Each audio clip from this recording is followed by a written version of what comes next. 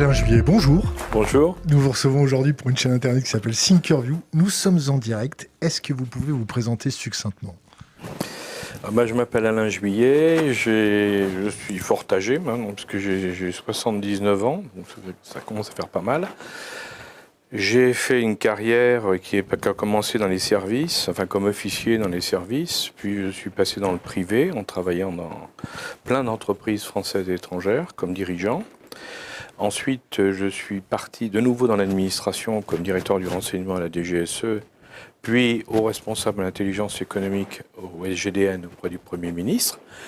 Et puis ensuite, ces dernières années, j'ai été dans un cabinet d'avocats d'affaires et en même temps, j'ai géré un certain nombre de problèmes et d'associations, dont une qui s'occupait de la sécurité, les directeurs de sécurité des entreprises, et l'autre qui est l'Académie de l'intelligence économique où je retrouvais un peu mes amours. On a décidé de vous refaire venir aujourd'hui parce que votre expérience, votre regard et surtout notre communauté vous adore. Votre dernière interview, c'est plus de 2 millions de vues. Oui, et c'est extraordinaire. Ouais. Vous avez eu des retours un peu de ça, de votre première ? Moi, quand je suis sorti de mon interview, et après plus de 2 heures d'interview, je me suis dit, ça ne marchera jamais, les gens n'écoutent pas 2 heures d'interview.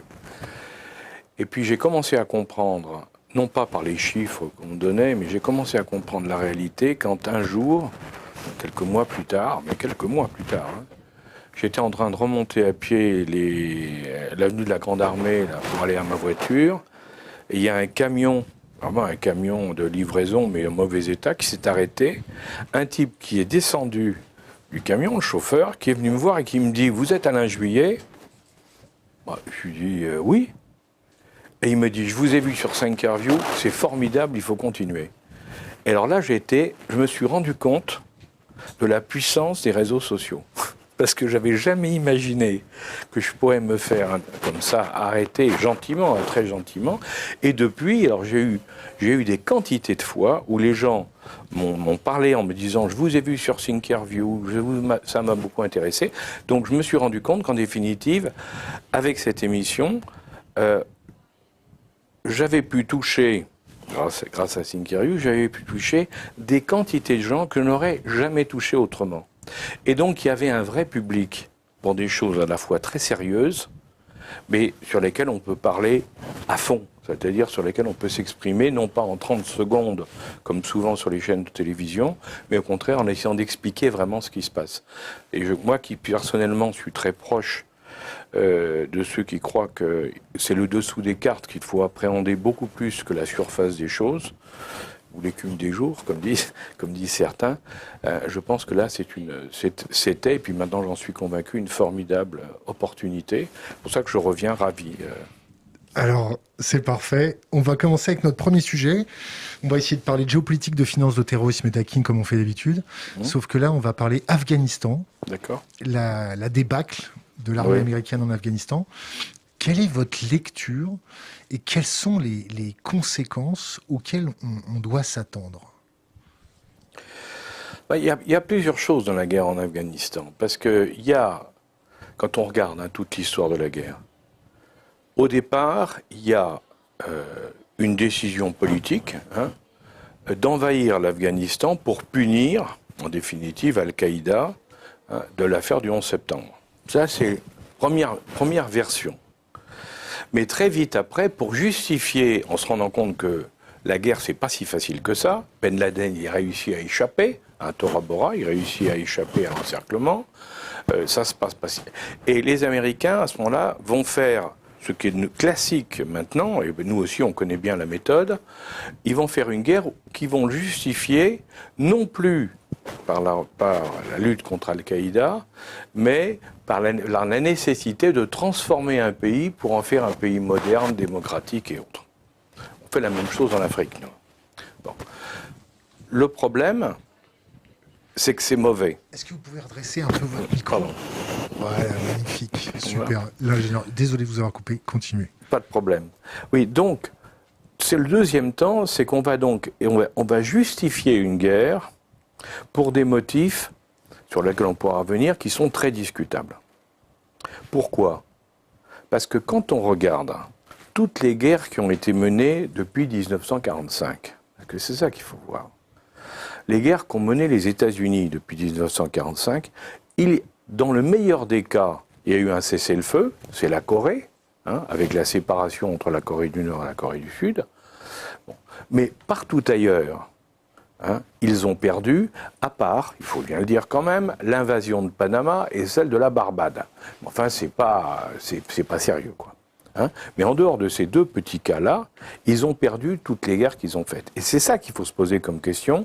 Comment se fait-il qu'une puissance avec une capacité militaire aussi importante, il ne faut quand même pas oublier que les États-Unis, c'est 760 milliards de dollars dans la défense, quand les deuxièmes, les Chinois, sont à 260. Et le troisième, il est à peu près à une centaine de milliards. Et nous, on est à 50, enfin un peu moins. Donc, on voit bien la différence, quoi. Eh bien, malgré cette puissance colossale, ils n'arrivent pas à gagner les guerres. Ça, je crois que c'est fondamental parce que, du même coup, ils essaient de justifier la guerre par un faux prétexte. On va transformer le pays. On sait que ça ne marche pas.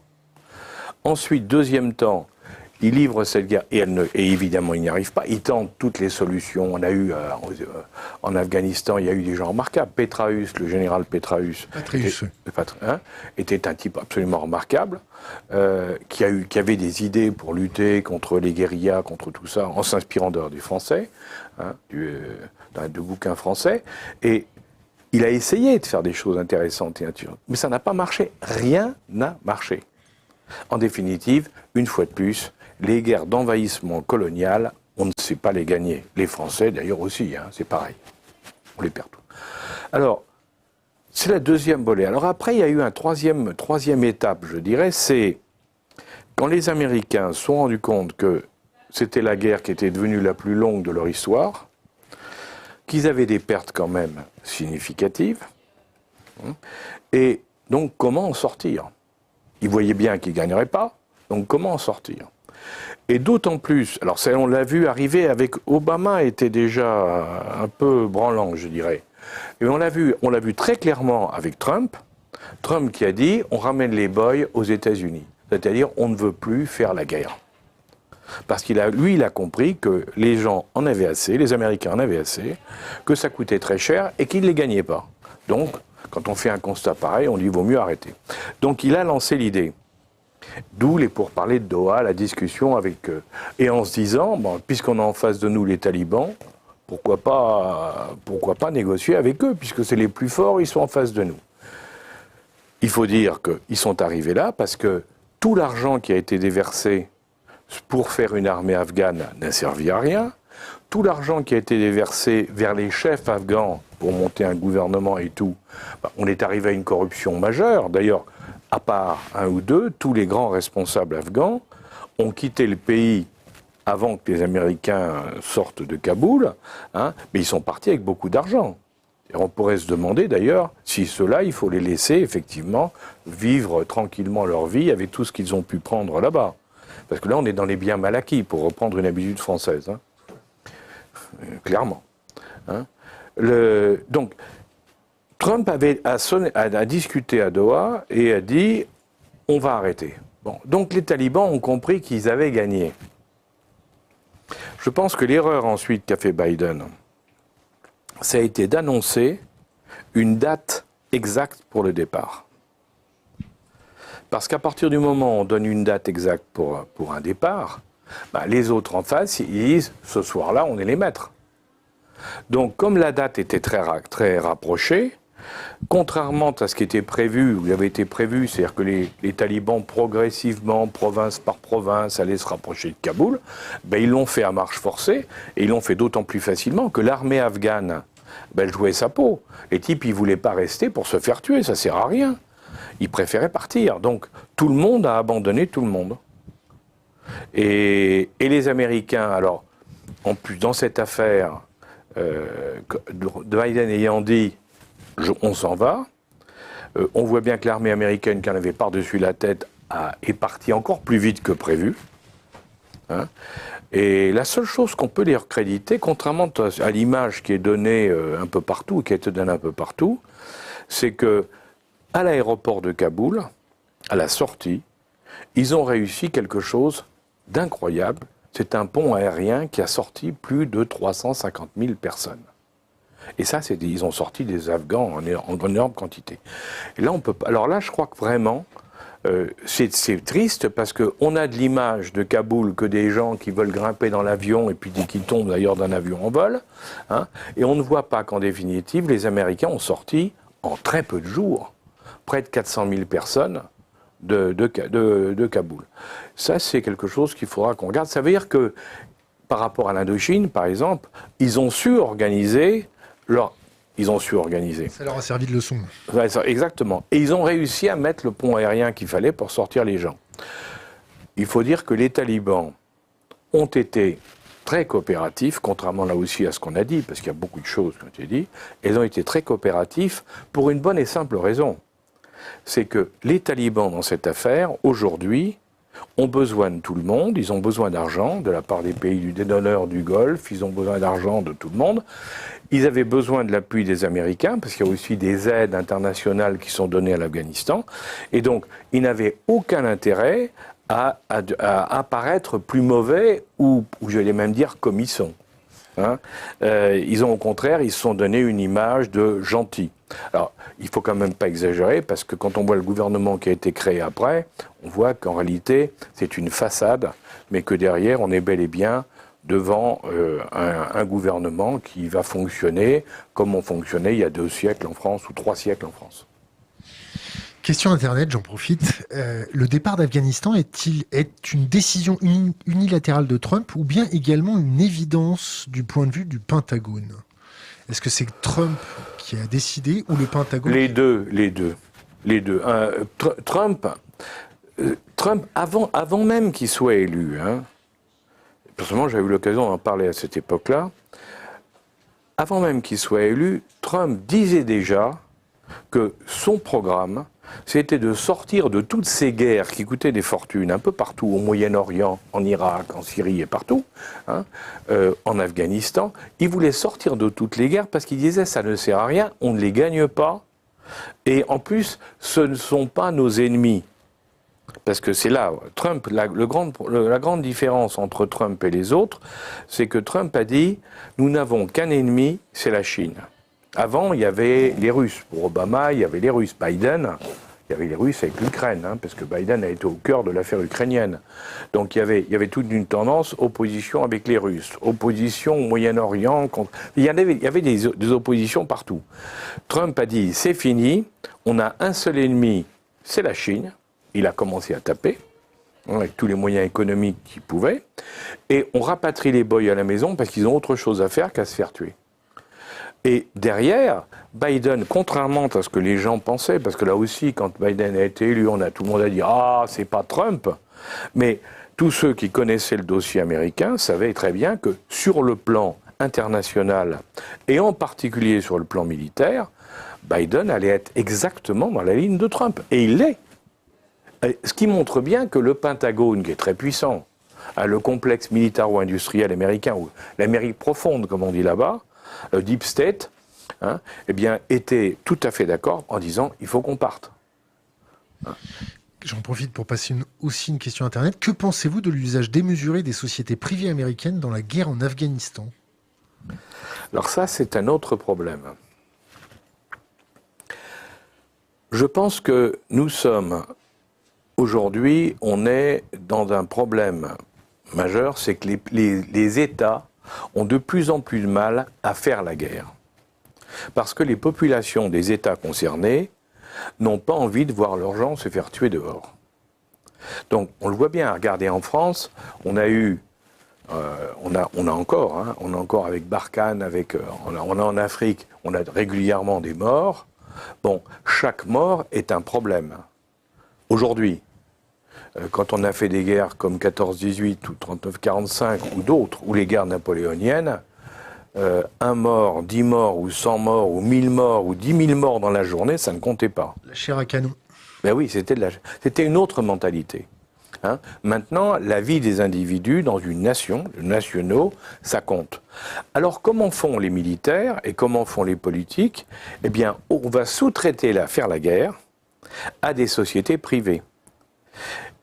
Mais pour ça, on va leur donner de l'armement, on va leur donner du pouvoir, avec le risque, bien entendu, que ces sociétés privées, qui ne sont pas des armées, même si la plupart d'entre elles sont composées de militaires à 99%, on n'est jamais sûr que ça ne tourne pas mal. Souvenez-vous en Irak avec G4S, par exemple, et les autres, ils ont été pris en train de faire des massacres, ce qui est quand même pas... Bon, mais il faut se souvenir que lorsqu'on a fait la guerre dans les Balkans, on l'oublie aujourd'hui, mais quand on a attaqué la Serbie, en disant que la Bosnie voulait son indépendance, qui était derrière et qui organisait les troubles en Bosnie et dans la zone? C'était MPRI, une société militaire privée américaine, et qui appuyait les dirigeants de Bosnie qu'on a vu après devenir les patrons de la Bosnie actuelle, et pour la plupart d'entre eux qui viennent d'être mis en examen pour des crimes de guerre. Donc on voit bien, quand on n'est pas militaire, on ne risque plus les poursuites de la justice et on peut s'en sortir. Et la guerre par proxy, ce qu'on appelle la guerre par proxy, c'était... Oui. Vous pouvez nous expliquer ce que c'est la guerre par proxy? Justement, la guerre par proxy, c'est qu'on va essayer de faire la guerre, mais en aucun cas qu'on y soit mêlé directement. Alors, si je fais la guerre avec des sociétés militaires privées, c'est pas moi qui l'a fait la guerre. C'est les sociétés militaires privées. Et s'il y a des choses qui sont pas bien, c'est pas moi. Donc je m'en lave les mains. Une autre solution, c'est de financer des gens d'un autre pays ou d'encourager, sous une forme ou sous une autre, un autre pays à faire la guerre dans le pays concerné, et de manière à pouvoir dire c'est pas nous. C'est le pays qui a décidé de faire la guerre. Quand on entend que le gouvernement américain a 60 000 contractuels censés faire une guerre sur Internet pour influencer l'opinion publique. Oui, c'est ce qu'ils ont dit, oui. Les Chinois ont sensiblement la même chose, les Russes ont sensiblement la même chose, les Français, on ne sait pas bien. Est-ce que ça peut représenter un risque qu'il y ait de l'astroturfing financé par des pays extérieurs en France ? Et qu'est-ce que la France doit faire contre ce type de proxy? On s'éloigne un peu du sujet. Mais c'est un vrai sujet. C'est un vrai sujet parce que l'utilisation appelons ça de mercenaires, parce que c'est ça, c'est pas autre chose. C'est les mercenaires modernes. L'Empire de Rome, pour revenir à l'histoire, l'Empire de Rome, quand il a eu des difficultés, c'est intéressant à ce point de vue-là d'ailleurs, quand il a commencé à avoir des difficultés, c'est-à-dire les légions romaines, elles étaient plus vaillantes qu'avant, les gens ne voulaient plus se faire tuer parce qu'ils s'étaient enrichis, ils vivaient bien, et donc ils ne voulaient plus faire la guerre. On a pris des mercenaires. Et ça a été le début de la fin. Donc il faut se poser la question, avant tout, de se dire, quand je délègue un pouvoir régalien, qui est celui de faire la guerre, à des gens de l'extérieur, quels qu'ils soient, que ce soit des États auxquels je sous-traite la guerre ou des sociétés militaires privées, ou des partis politiques, qui organisent des troubles internes et qui vont, on l'a vu, on l'a vu aussi avec, par exemple, sur le Moyen-Orient avec le printemps arabe. Le printemps arabe, ça a été manipulé d'un bout à l'autre, avec beaucoup d'échecs. Là encore, un échec total. Ils se sont fait attraper en Égypte, je crois bien. Mais bon. Oui, mais tout ça, ce sont en définitive, c'est une nouvelle forme de faire la guerre. J'ouvre une parenthèse sur... Oui. Ça peut être aussi une stimulation. Est-ce que le fait de stimuler des mouvements, ça peut aussi se retourner? Oui, parce que... alors, si on parle de stimulation de mouvement, quand les Américains ont décidé...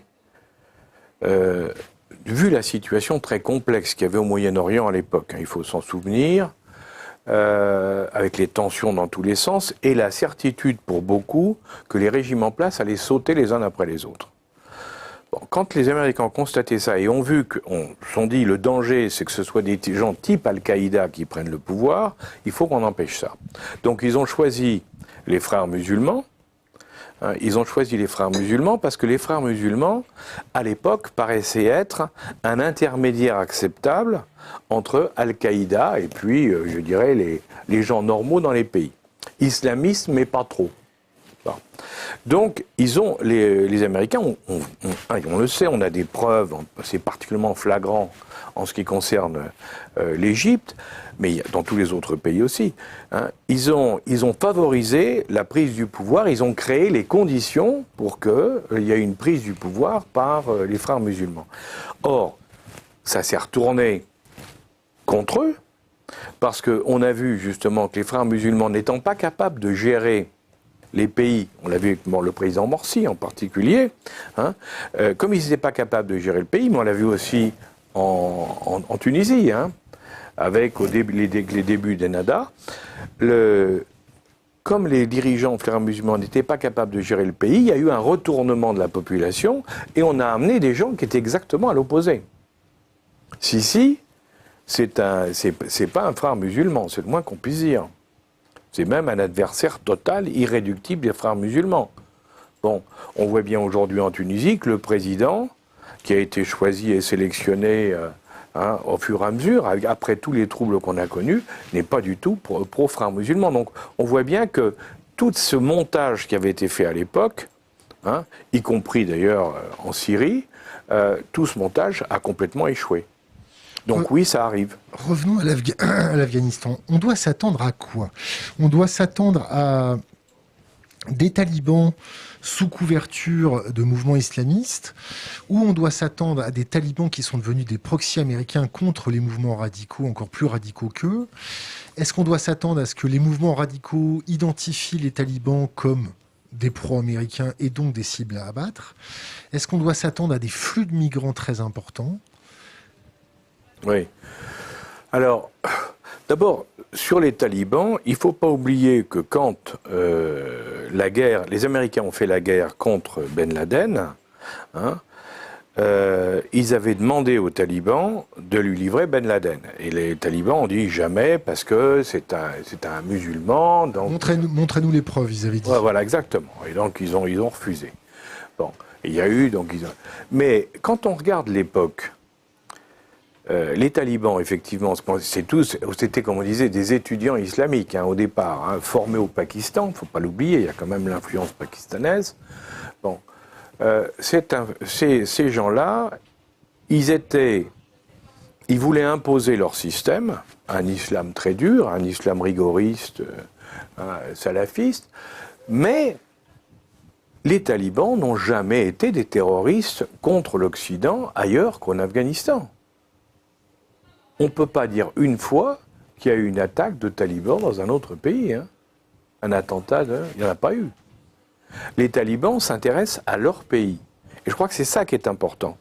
Alors le problème actuel, et ça on ne sait pas ce qui s'est discuté entre les Américains et les talibans à Doha. Doha, entre parenthèses, soutient des frères musulmans, officiels, et qui va maintenant gérer le problème de l'aéroport de Kaboul, parce qu'il fait l'intermédiaire entre les deux côtés. Ce qui montre bien les positions respectives des uns et des autres. Bon, les talibans, ils veulent, eux, je crois vraiment, ils veulent contrôler le pays à leur manière. Ils veulent le gérer à leur manière.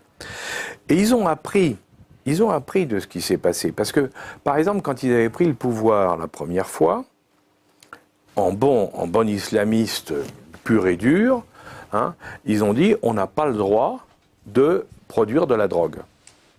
Donc, ils avaient, à l'époque, interdit la culture du pavot par les paysans afghans. Ça a été terrible pour les Afghans. Parce que le paysan afghan, il ne pouvait plus manger, il n'avait plus rien, parce qu'à part la culture du pavot, il n'y avait rien. Donc, les talibans se sont mis à dos une très grande partie de la population, et c'est une des raisons pour lesquelles ils ont été battus la première fois. Dès que les Américains, les Alliés, tout le monde, ont repris le contrôle de l'Afghanistan, avec leurs alliés locaux, Hein, la production de drogue est repartie en flèche puisqu'ils sont maintenant leaders mondiaux. L'Afghanistan est leader mondial. Bon, les Américains et les autres, et les alliés sont repartis maintenant, mais qu'est-ce qu'ont dit les talibans? Ils ont dit, nous n'allons pas réduire la production de drogue, parce qu'on a bien compris que sinon on va se mettre à dos une partie de la population rurale. Donc ça c'est un premier point, et puis ils ont compris aussi que ça rapportait énormément d'argent. Or cet argent qui est parti dans les poches des dirigeants afghans et des voyous qui faisaient les intermédiaires, aujourd'hui c'est clair que les talibans vont le récupérer. Alors ils vont le récupérer pourquoi? Certainement pour faire des investissements locaux. Sur les flux de migrants, si le pays est exposé par exemple à des mouvements talibans très très agressifs, est-ce qu'ils vont commencer à se mettre sur la route pour faire des exodes? Est-ce que ça va déstabiliser les pays? Oui, alors il faut faire. Il y a un sondage qui est sorti, qui a été fait en Afghanistan récemment. Par qui? J'arrive plus à savoir qui, mais c'est des gens sérieux. Enfin, c'est pas une manipulation. Enfin, a priori, c'est pas une manipulation. Je crois que c'est 82 ou 83% des Afghans sont pour l'application de la charia. Très important. Parce que 89-80%, si on prend dans tous les pays, il y a entre 45 et 55% de femmes et d'hommes sur les pays. Bon, ça veut dire que la majorité des femmes et des hommes de ce pays sont pour l'application de la charia. Ou très peur. Oui. Mais ça veut donc dire que le problème des réfugiés concerne le reste. Dans le reste, il y a qui? Il y a ceux qui ont vraiment cru à l'Occident, les pauvres, qui ont vraiment cru que l'Occident resterait toujours et leur garantirait cette évolution qu'ils souhaitaient, le passage du XVIe siècle au XXe siècle, au XXIe siècle. Ceux-là, bien entendu, ils sont dans une situation désespérée, ceux-là. Parce qu'ils ne vont pas se réhabituer, ils ne vont pas retomber dans ce qu'ils essayaient de fuir avec beaucoup d'enthousiasme. Je pense en particulier aux femmes, en particulier, qui se sont beaucoup impliquées. Donc, ça, c'est clair que ceux-là, ils vont partir. Et puis, il y a ceux qui sont poursuivis par les talibans, pour d'autres raisons également, c'est tous ceux qui ont eu un rôle un peu trouble. Parce que dans l'histoire, dans toutes les provinces d'Afghanistan, il y a des gens qui ont joué des jeux dans lesquels la corruption, il y avait beaucoup de choses qui jouaient. Et ceux-là, évidemment, sont aussi des victimes. Alors, ils essaient de partir. Alors, certains, à mon avis, la plupart sont déjà partis. Mais, alors ensuite, qu'est-ce qui va se passer? Ces réfugiés, ils vont aller où? D'abord, ce sont des gens très pauvres. Et les filières, il n'y en a pas tellement. On peut aller sur l'Iran, mais il faut se rappeler quand même que les Afghans ne sont pas chiites, à part la frange qui est sur la frontière iranienne, ce sont des sunnites. Or, en Iran, les sunnites ne sont pas très bien vus, même si les choses s'arrangent, mais ils ne sont pas très bien vus. Si on va de l'autre côté, c'est les Chinois. Les Chinois, ils ne souhaitent pas recevoir des gens parce qu'ils ont déjà des problèmes avec les Ouïghours chez eux. Ils ont passé des accords au niveau des Ouïghours avec les talibans pour que les talibans n'aident pas le problème ouïghour. Donc, ils vont bloquer la frontière. Donc, il reste quoi? Il reste les républiques de l'Asie centrale, le Turkménistan, tous ces pays, ces quelques pays qui sont là, qui vont recevoir des gens en grand nombre, mais qui après ne pourront pas les garder parce qu'ils n'ont pas la capacité. Donc il va falloir trouver une solution. Et je crois que on n'en est pas à la Turquie. On n'en est pas arrivé à la Turquie, à la frontière de l'Europe. Un mot sur la Turquie, oui. Même plusieurs. On en est où avec la Turquie? C'est le bassin de rétention de toutes nos erreurs? Oui, et puis je pense oui, la Turquie, c'est une série d'erreurs majeures. Ça commence d'abord par la mise en place d'un frère musulman ou d'un quasi-frère musulman à la tête du pays. Pour les raisons que j'expliquais tout à l'heure. On voulait que tout l'arc, la Turquie, la Syrie, partout, on voulait que ce soit des frères musulmans. On a vu le résultat. Et le problème, c'est que quand ensuite les Turcs et les Américains se sont rendus compte de l'erreur qui avait été faite avec Erdogan, dont je rappelle que la femme avait la tête nue jusque le jour de l'élection présidentielle, et qu'à partir du moment où son mari a été élu, elle a mis le voile, ce qui montre bien. Donc c'était ce qu'on appelle la taquilla en arabe, c'est-à-dire le mensonge. Elle se cachait là. Oui, se cacher, c'est ça. Hein? Alors, la Turquie, eh bien sûr, la Turquie a réussi, alors malgré la tentative de coup d'État de Gül, Erdogan a réussi, jusqu'à maintenant en tout cas, à contrôler la situation en Turquie, avec des problèmes avec l'armée, avec des problèmes beaucoup de monde, mais il a contrôlé la situation. Il est seulement face à un problème économique, c'est que ça ne marche pas si bien qu'avant et que les gens ont des difficultés financières. Et que ça, on ne sait pas le résultat que ça pourra donner. Mais c'est vrai qu'il a joué, pour contrebalancer ces difficultés internes, il a su jouer sur le grand empire ottoman, avec la Syrie, avec la Libye, avec les menaces sur la Grèce et sur la zone pétrolière de Chypre. Donc, il joue sur tous les tableaux pour affirmer sa place de grand leader au niveau de la zone. Et il a l'appui des Américains. Parce que c'est ça qu'il faut regarder aussi. C'est contrairement à ce qu'on nous raconte, il a l'appui des Américains. Parce que la base d'Insilik en Turquie est la deuxième plus grosse base américaine dans tout le Moyen-Orient, base nucléaire. Hein, et d'une part, et d'autre part, parce que pour les Turcs, l'armée, et ça c'est très important, pour les Américains, l'armée turque est une armée essentielle dans le cadre de l'OTAN. Parce que c'est le représentant le plus à l'est de l'OTAN, et bien sûr, les Américains comptent énormément sur lui. Du coup, ils lui pardonnent beaucoup de choses, et puis comme en plus ils veulent se dégager de tout le Moyen-Orient maintenant qu'ils sont autosuffisants grâce au gaz et au pétrole de schiste aux États-Unis, hein, donc ils n'ont plus besoin du Moyen-Orient, ce qu'avait dit Trump et ce qu'on voit maintenant, et ce que confirme Biden. Donc, il y a encore des gros imports là. Oui, mais il continue à acheter, mais c'est plus. Il pourrait tenir sans ça. Il pourrait tenir plus longtemps. Exactement. Donc, ils sont dans une situation où ce n'est plus un besoin stratégique vital. Voilà. Donc, ils disent, on veut sortir. Mais pour sortir, il ne faut pas oublier qu'ils ont deux problèmes. Le premier, c'est la protection d'Israël, d'où les accords d'Abraham qu'a signé Trump, qui modifie complètement le Moyen-Orient, on le voit bien actuellement, hein, et que les Français n'ont pas compris. On est complètement passé à côté des accords d'Abraham, alors qu'ils sont fondamentaux pour l'avenir du Moyen-Orient. On est passé à côté parce qu'on a des débiles, parce qu'on ne voulait pas... Parce qu'on a des a priori, et je pense que parce que nos services ont été défaillants. Je crois, il faut le dire comme c'est. Hein. On n'a pas vu le coup venir et on n'a pas su s'y préparer. Donc on s'est fait surprendre, donc on a perdu. Voilà. On s'est fait surprendre, on a perdu. Et alors, du coup, les Américains, eux, ils s'appuient au nord sur les Turcs, en disant les Turcs. Voilà. Mais avec l'Arabie Saoudite, ils ont des rapports beaucoup plus difficiles, ça c'est clair. Pourquoi ? Parce qu'ils arrêtent.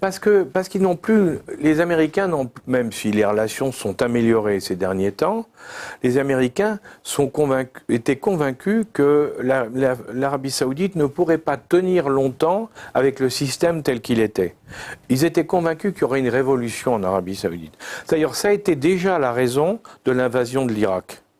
La véritable raison de l'invasion de l'Irak par les Américains, c'est pas de lutter contre un dictateur, parce que alors là, il faut. Si on fallait tuer Chirac, c'est ça ? Ouais, s'il fallait tuer tous les dictateurs dans le monde, on n'a pas fini là. Hein, on s'épuiserait pour rien. Non, le problème qu'ils avaient, c'était si l'Arabie Saoudite entrait en crise majeure avec une révolution interne, leur problème d'approvisionnement pétrolier à l'époque était terrible. Donc ils se sont dit, on met la main sur l'Irak, avec le pétrole de Mossoul, de Bassora et de toute cette zone, et ces zones, on met la main là-dessus, et comme ça, on a un porte-avions de secours. Et on se fout de l'Arabie Saoudite parce qu'on a le porte-avions de secours. Bon, ça ne s'est pas passé comme ça, parce qu'ils ont loupé l'Irak, moins qu'on puisse dire, l'Irak et la Syrie, et qu'en Arabie, alors MBS, avec des moyens qu'on peut très certes... Ben Salman ? Oui, excuse-moi. Mohamed Ben Salman, qui est le fils du roi, mais un des fils du roi, mais qui tient le pays, qui gère le pays d'une main de fer, a senti le danger et a fait évoluer le pays, est en train de le faire évoluer, là aussi à marche forcée, avec des méthodes dictatoriales, hein, mais il le fait évoluer de manière à éviter justement ces troubles et que la famille régnante et les familles régnantes puissent continuer à gérer le pays. Donc l'Arabie Saoudite évolue très vite, indiscutablement, mais les Américains ont perdu confiance parce que eux, ce qui les intéresse, c'est Israël, et ils ont réglé le problème avec les Émirats, avec tout le monde, grâce aux accords d'Abraham. Au nord, il y a la Turquie, et il reste l'Iran, avec lequel les Américains actuellement sont coincés, parce qu'évidemment les Iraniens ne veulent pas lâcher le morceau, et on les comprend un peu, parce qu'il ne faut quand même pas oublier qu'on leur a fait signer un accord disant « vous ne faites pas la bombe atomique, hein, et on va vous ouvrir les frontières, et vous allez retrouver une économie ». Et une fois qu'ils ont signé, et qu'ils ont dit « ok, on arrête la production pour la bombe atomique », on leur a dit ben, « bonne nouvelle, nous on vous laisse rien du tout, on vous met en blocus ». Bon, et même pire, on a encore aggravé le blocus. Donc les Occidentaux n'ont absolument pas tenu leurs engagements. C'est Trump qui avait fait ça, mais l'Europe a été incapable d'empêcher Trump de le faire, ou de contourner les décisions de Trump. Alors on comprend que les Iraniens se méfient et disent, avant qu'on signe un accord avec les Américains, il faudra du temps. Mais ce que les gens ne voient pas, en France et ailleurs, c'est que actuellement il y a des négociations, on le sait, entre les Iraniens et les Saoudiens, donc les chefs sunnites et les chefs chiites, ils sont en train de négocier. Or, s'ils arrivent à un accord entre eux, eh ben à ce moment-là, c'est fini. On n'a plus de problème au Moyen-Orient. Et moi, personnellement, je pense que c'est ça auquel on va arriver. C'est-à-dire qu'on va se faire court-circuiter les Européens, les Américains, parce qu'on n'a pas su tenir nos engagements sérieusement à l'époque où on les avait pris, et qu'en contrepartie, par contre, les Saoudiens, les Émiratis et les Israéliens trouveront une solution. Alors, Israël, avec Benyamin Netanyahou, c'était impossible, parce que toute sa politique avait été faite, il n'existait que par opposition à l'Iran. Bon, donc lui, évidemment, c'est pas lui qui allait négocier, mais Bennett, la nouvelle équipe israélienne, elle a la capacité de négocier un accord à partir du moment où cet accord assurait la sécurité d'Israël. C'est clair. Et moi, je pense que... Alors, ça va pas se faire en un jour, hein, mais je pense qu'on va vers ça. Je pense qu'on va vers un accord interne entre tous ces pays, ce qui, à ce moment-là, rendrait plus difficile la position de la Turquie, pour terminer sur la question posée, hein, puisque si jamais l'Iran, l'Arabie Saoudite et les autres signent un accord général, la Turquie sera beaucoup moins forte dans ce qu'elle voudrait être, à savoir le contrôle du Moyen-Orient. En définitive, c'est l'Empire ottoman, l'Empire perse et l'Empire égyptien. Alors évidemment, c'est un peu compliqué. Vous avez répondu à moitié à la question que je voulais vous poser, mais je vais vous la poser quand même. À chaque fois qu'on utilise l'expression « la guerre contre le terrorisme »,« la guerre contre la drogue »,« la guerre contre le Covid », à chaque fois, c'est un échec cuisant. Qu'est-ce qu'il faut faire? Il faut virer les gars qui sont en charge de faire les stratégies. Il faut virer les gars qui sont en charge de mettre sur le terrain en pratique la stratégie. Il faut changer notre appréciation. Il faut changer d'expression. Il faut changer nos méthodes. Pourquoi on échoue? Et la fin de ma question, c'est... Là, on a pris 20 ans de guerre en Afghanistan. Ouais. Est-ce que vous pensez qu'il y a des têtes au Pentagone qui vont sauter? C'est-à-dire, il y a eu des milliers de milliards qui ont été investis pour un résultat qui est nul. Qu'est-ce qui se passe dans le privé s'il y a des investissements qui amènent à nul? Tout le monde se fait virer. Donc... Enfin, pas en France. Mais effectivement, dans le monde capitaliste en général, si vous échouez dans une société, vous partez. Bon. Le problème, je crois que il y a plusieurs problèmes dans cette question. Le premier, c'est que les militaires font ce qu'on leur demande de faire. Si vous demandez à un militaire de jouer dans un sens alors qu'il n'a pas les moyens de le faire jusqu'au bout, vous ne pouvez pas y arriver.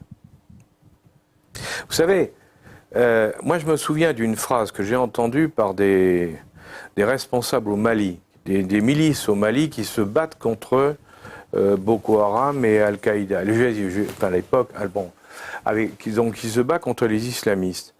Et ce gars-là me disait, Alain, il nous faudrait les Russes. Alors je lui dis, pourquoi il faudrait les Russes? Il y a l'armée française. Oui, mais les Russes ne s'embarrassent pas des droits de l'homme.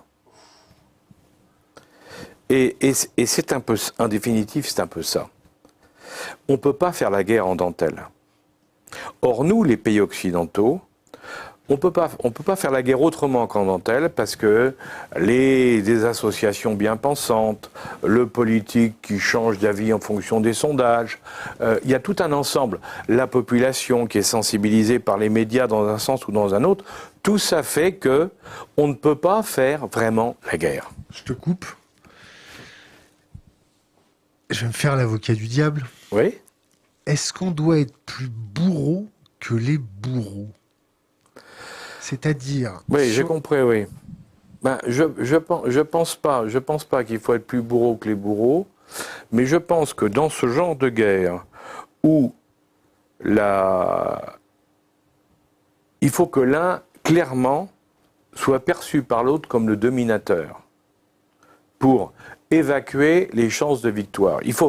Dans une guerre, le moment clé, c'est au moment où il y en a un des belligérants qui comprend qu'il a perdu et qu'il ne s'en sortira pas. Ce qu'il y a, c'est que nous, les pays occidentaux, on ne sait pas taper très fort au départ, ou alors on le fait dans des conditions qui nous mettent les populations locales à dos. Hein ? En guerre d'Afghanistan, on a eu le nombre de morts civiles, comme en Irak, hein. Le nombre de morts maintenant estimé par toutes les associations spécialisées, et c'est considérable, on est aux millions de personnes, hein, civiles. Donc, alors, qu'est-ce qui se passe quand on a, mettons, 10 000 ou 20 000 ou même 50 000 combattants contre soi, et qu'on en tue quelques-uns, mais qu'il y a 1 million d'individus qui sont tués des civils, eh ben on se fout toute la population civile à dos. On s'en fait 300 000 de plus. Exactement. Et cette population civile, bien sûr, comme elle aura basculé avec les autres, ben ça ne va pas arranger nos affaires. Donc, je crois que c'est ça. Le problème, je crois vraiment qu'on ne sait plus faire la guerre aujourd'hui, les pays occidentaux. Hein. On ne sait plus faire la guerre parce que nous sommes dans une guerre en dentelle sans brutalité, mais tout en faisant des morts en Syrie. Hein. Et de l'autre côté, ce sont des gens qui, eux, font la guerre sans pitié, je dirais. On le voit bien. Hein. Alors, bien sûr, il y a, entre les deux, il y a un problème. Alors, les ONG, beaucoup d'ONG disent, oui, mais justement, nous, des peuples développés, démocrates et autres, il faut justement garder nos valeurs. Garder nos valeurs, oui, mais ne pas être dupe aussi et ne pas se laisser faire. Parce qu'en gardant nos valeurs, si on se laisse faire, on perd tout. On n'a pas réussi. La preuve, c'est qu'en Afghanistan, on a investi, je crois que c'est 8 000 milliards pendant ces 20 ans sur l'Afghanistan. Bon, le système s'est effondré en quelques jours. Ça prouve qu'on n'a pas réussi à fidéliser les gens, on n'a pas réussi à les positionner comme il fallait. Bon, eh bien, et ça, c'est le problème. Avec votre expérience, je ne vais pas dire que vous êtes au crépuscule de votre vie. Ah oui, si, quand même. J'en ai fait au moins la plus grande partie, ça c'est sûr. Vous avez quelle prospective pour la France à 5 et 10 ans On va dans un bourbier, on va dans la débâcle, on va dans un effondrement, ou au contraire, on va dans un chemin beaucoup plus joyeux, beaucoup plus rose, où tout le monde va s'aimer. Alors, c'est compliqué. Mais je vais repartir de l'exemple militaire, parce que je pense que c'est un bon exemple pour expliquer ma pensée sur ce qui se passe. Quand on regarde le problème des pays du Sahel, du Mali et les autres, première opération française, quand on a vu les attentats qui commençaient dans le coin, on a envoyé nos militaires, les forces spéciales et de troupes d'intervention, en disant il faut éliminer les katibas terroristes, les compagnies terroristes, partout où elles sont. On a fait ça en 2 ans, magistralement. Ça, on sait faire. Mais qu'est-ce qui s'est passé après ? Il s'est passé la même chose que pour les Américains en Irak, qui avaient fait une formidable campagne pour gagner la guerre. C'était la charge de la cavalerie légère à l'époque. Bon, très bien.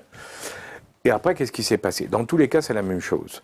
C'est quand une armée de conquête, qui, elle, va très vite, qui élimine les mauvais éléments, se transforme en armée d'occupation. L'armée d'occupation, elle est piégée entre la routine, le manque de moyens, les pressions publiques, les changements politiques. Bref, elle est tiraillée dans tous les sens et quelle que soit la qualité des hommes qui y sont, ils ne peuvent pas y arriver. On ne peut pas les attaquer. C'est pour ça qu'on ne peut pas tirer sur les Américains, par exemple, en Afghanistan, en disant les généraux ont été nuls. Non. Les généraux, ils ont fait ce qu'ils pouvaient faire avec les moyens qu'ils avaient, compte tenu de ce qu'on leur a donné comme instruction. Parce que je suis certain que si, à l'époque de Petraeus en particulier... McChrystal ? Oui, McChrystal aussi, les deux. Ils ont été tous les deux remarquables. Ces deux grands généraux américains. S'ils avaient eu le pouvoir de faire réellement ce que eux voulaient, on n'en serait pas là aujourd'hui. Mais le problème, quand vous regardez, dans le gouvernement taliban d'aujourd'hui, il y a 4 ministres qui sortent de Guantanamo. Ça pose quand même question. Ils ont été rééduqués. Oui, ils ont été rééduqués. On les a enfermés, on les a torturés, parce qu'il ne faut pas l'oublier quand même. On les a torturés comme jamais. Enfin, comme jamais, oui, je pense ils ont pulvérisé les records de torture à l'époque. Nous, en guerre d'Algérie, on était pas mal. Non, quand même, jamais. Quand on pense que Khaled Sheikh Mohammed, le chef des opérations de l'Al-Qaïda, 110 passages à la baignoire. Il faut se souvenir de Barbie à Lyon, qui faisait passer les gens, c'était épouvantable torture, il faisait passer les résistants. Ceux qui l'ont raconté, c'était 2, 3 fois, 4 fois. Là, les Américains l'ont fait passer 110 fois. Ils l'ont détruit, ça c'est clair. Il est toujours vivant, mais dans quel état ? Mais donc ils ont appliqué un certain nombre de choses, et le résultat c'est quoi ? Il y en a 4 de Guantanamo qui sont sortis, rééduqués, et qui sont maintenant... Bon, est-ce qu'on peut attendre de ces gens-là qu'ils aiment l'Occident, sérieusement ? Après ce qu'ils ont subi, faut arrêter. Il n'empêche qu'ils peuvent être touchés par la grâce en prison. Parce qu'il faut se souvenir de Mandela, c'est l'affaire Mandela. Mandela, indiscutablement en prison, a eu le temps de réfléchir, a changé, et Mandela est sorti en étant un révolutionnaire, certes, mais un révolutionnaire qui était prêt à faire la paix, qui avait une autre vision. Le drame de l'Afrique du Sud, c'est qu'après lui, ça a mal tourné. Mais avec lui, l'Afrique du Sud était bien partie. Bon, eh bien ce problème-là, on le retrouve un peu partout en définitive. Revenons à la France. Nos capacités à survivre à cette mondialisation, à ce réchauffement climatique, à ces mouvements de population, franchement... il faut qu'on affronte la réalité en face. Il faut se retrousser les manches. Oui, bien sûr. Mais il faut qu'on affronte la réalité en face. D'abord, il faut se poser la question, je crois, il faut se poser la question de savoir si nous sommes une république ou une démocratie. C'est pas moi qui l'ai dit, c'est Régis Debray qui a fait un livre très intéressant il y a une dizaine d'années là-dessus, en expliquant que la république, elle assimile, alors que les démocraties à l'anglo-saxonne communautarisent. Dans la communautarisation, on coordonne les communautés. Dans la République, on demande que chacun assimile les valeurs de la République. C'est pas du tout la même chose. Et là, c'est un vrai choix. La France est face à un vrai choix. Est-ce qu'on bascule dans la démocratie à l'anglo-saxonne ? Mais attention, il faut qu'on change tout. Parce que c'est des groupes communautaristes qui vivent les uns à côté des autres. Ou alors, est-ce qu'on continue à défendre les valeurs de la République ? Mais alors, il faut aller jusqu'au bout dans la défense des valeurs de la République. C'est parce que l'intégration, ça suppose une formation, ça suppose de l'éducation, ça suppose beaucoup de choses. On n'est plus capable de faire ça. Ben justement, la question c'est, mais est-ce qu'on est capable de faire l'autre aussi? C'est ça la question. Aujourd'hui, on peut se poser la question de savoir si nous sommes capables sérieusement de prendre un des choix et d'essayer de faire quelque chose. Aujourd'hui, ça flotte de partout, il faut dire la vérité. On flotte de partout. Oui, permettez-moi l'expression, on est le cul entre deux chaises. Oui. Si on tombe, si on ne prend pas un chemin, qu'est-ce qui va se passer pour la France? Une lente décomposition? Oui, mais c'est l'histoire. C'est l'histoire de tous des peuples qui ont. Il faut reprendre l'histoire. Alors je sais que le président veut déconstruire l'histoire, mais peut-être parce que justement elle lui fait peur. Parce que quand on regarde l'histoire ancienne, on voit comment les royaumes, comment les empires ont disparu. Et ils ont disparu dans des processus qui ressemblent étrangement à ceux que nous vivons actuellement. Et je ne parle pas uniquement de la France, je parle de nos pays, du sud de l'Europe, je parle de l'Angleterre, même l'Allemagne qui a fait une formidable percée pendant le Covid, parce que l'Allemagne a pris une avance sur tout le monde. Avant le Covid, il y avait un couple franco-allemand, maintenant non. Il y a l'Allemagne et puis il y a le reste de l'Europe, c'est clair. Il faut être... Les politiques, bien sûr, disent pas ça, mais la réalité, elle est là. Il suffit de regarder les chiffres. Comme le disait, je ne sais plus qui l'autre jour, les Allemands ont remboursé la dette du Covid en 2028 et nous en 2068. La messe est dite, c'est clair. Bon, mais malheureusement, parce que je ne m'en réjouis pas, c'est clair que je ne m'en réjouis pas. Mais on est dans un système dans lequel on ne peut plus se relier c'est le problème de tous ces empires ou ces royaumes qui disparaissent, ou ces États qui disparaissent. C'est qu'à partir du moment où tout flotte, il n'y a plus la capacité de mobilisation suffisante pour repartir de l'avant. Alors, je sais qu'en France, le président Macron, lui, il voit l'Europe comme solution de sortie. Mais je pense que l'Europe ne marchera pas non plus, telle qu'il la voit non plus. Parce que l'Europe est totalement différente. L'Europe, aujourd'hui, elle est coupée entre l'Europe du Nord, le groupe de Visegrad, qui a des visées qui n'ont absolument rien à voir avec celles du Sud. On a les pays du Sud qui ont aussi leurs problèmes et qui sont regardez l'Italie, regardez l'Espagne, et puis nous. Et au milieu, il y a l'Allemagne, mais l'Allemagne, selon ce qui va se passer dans quelques jours, elles sont l'élection.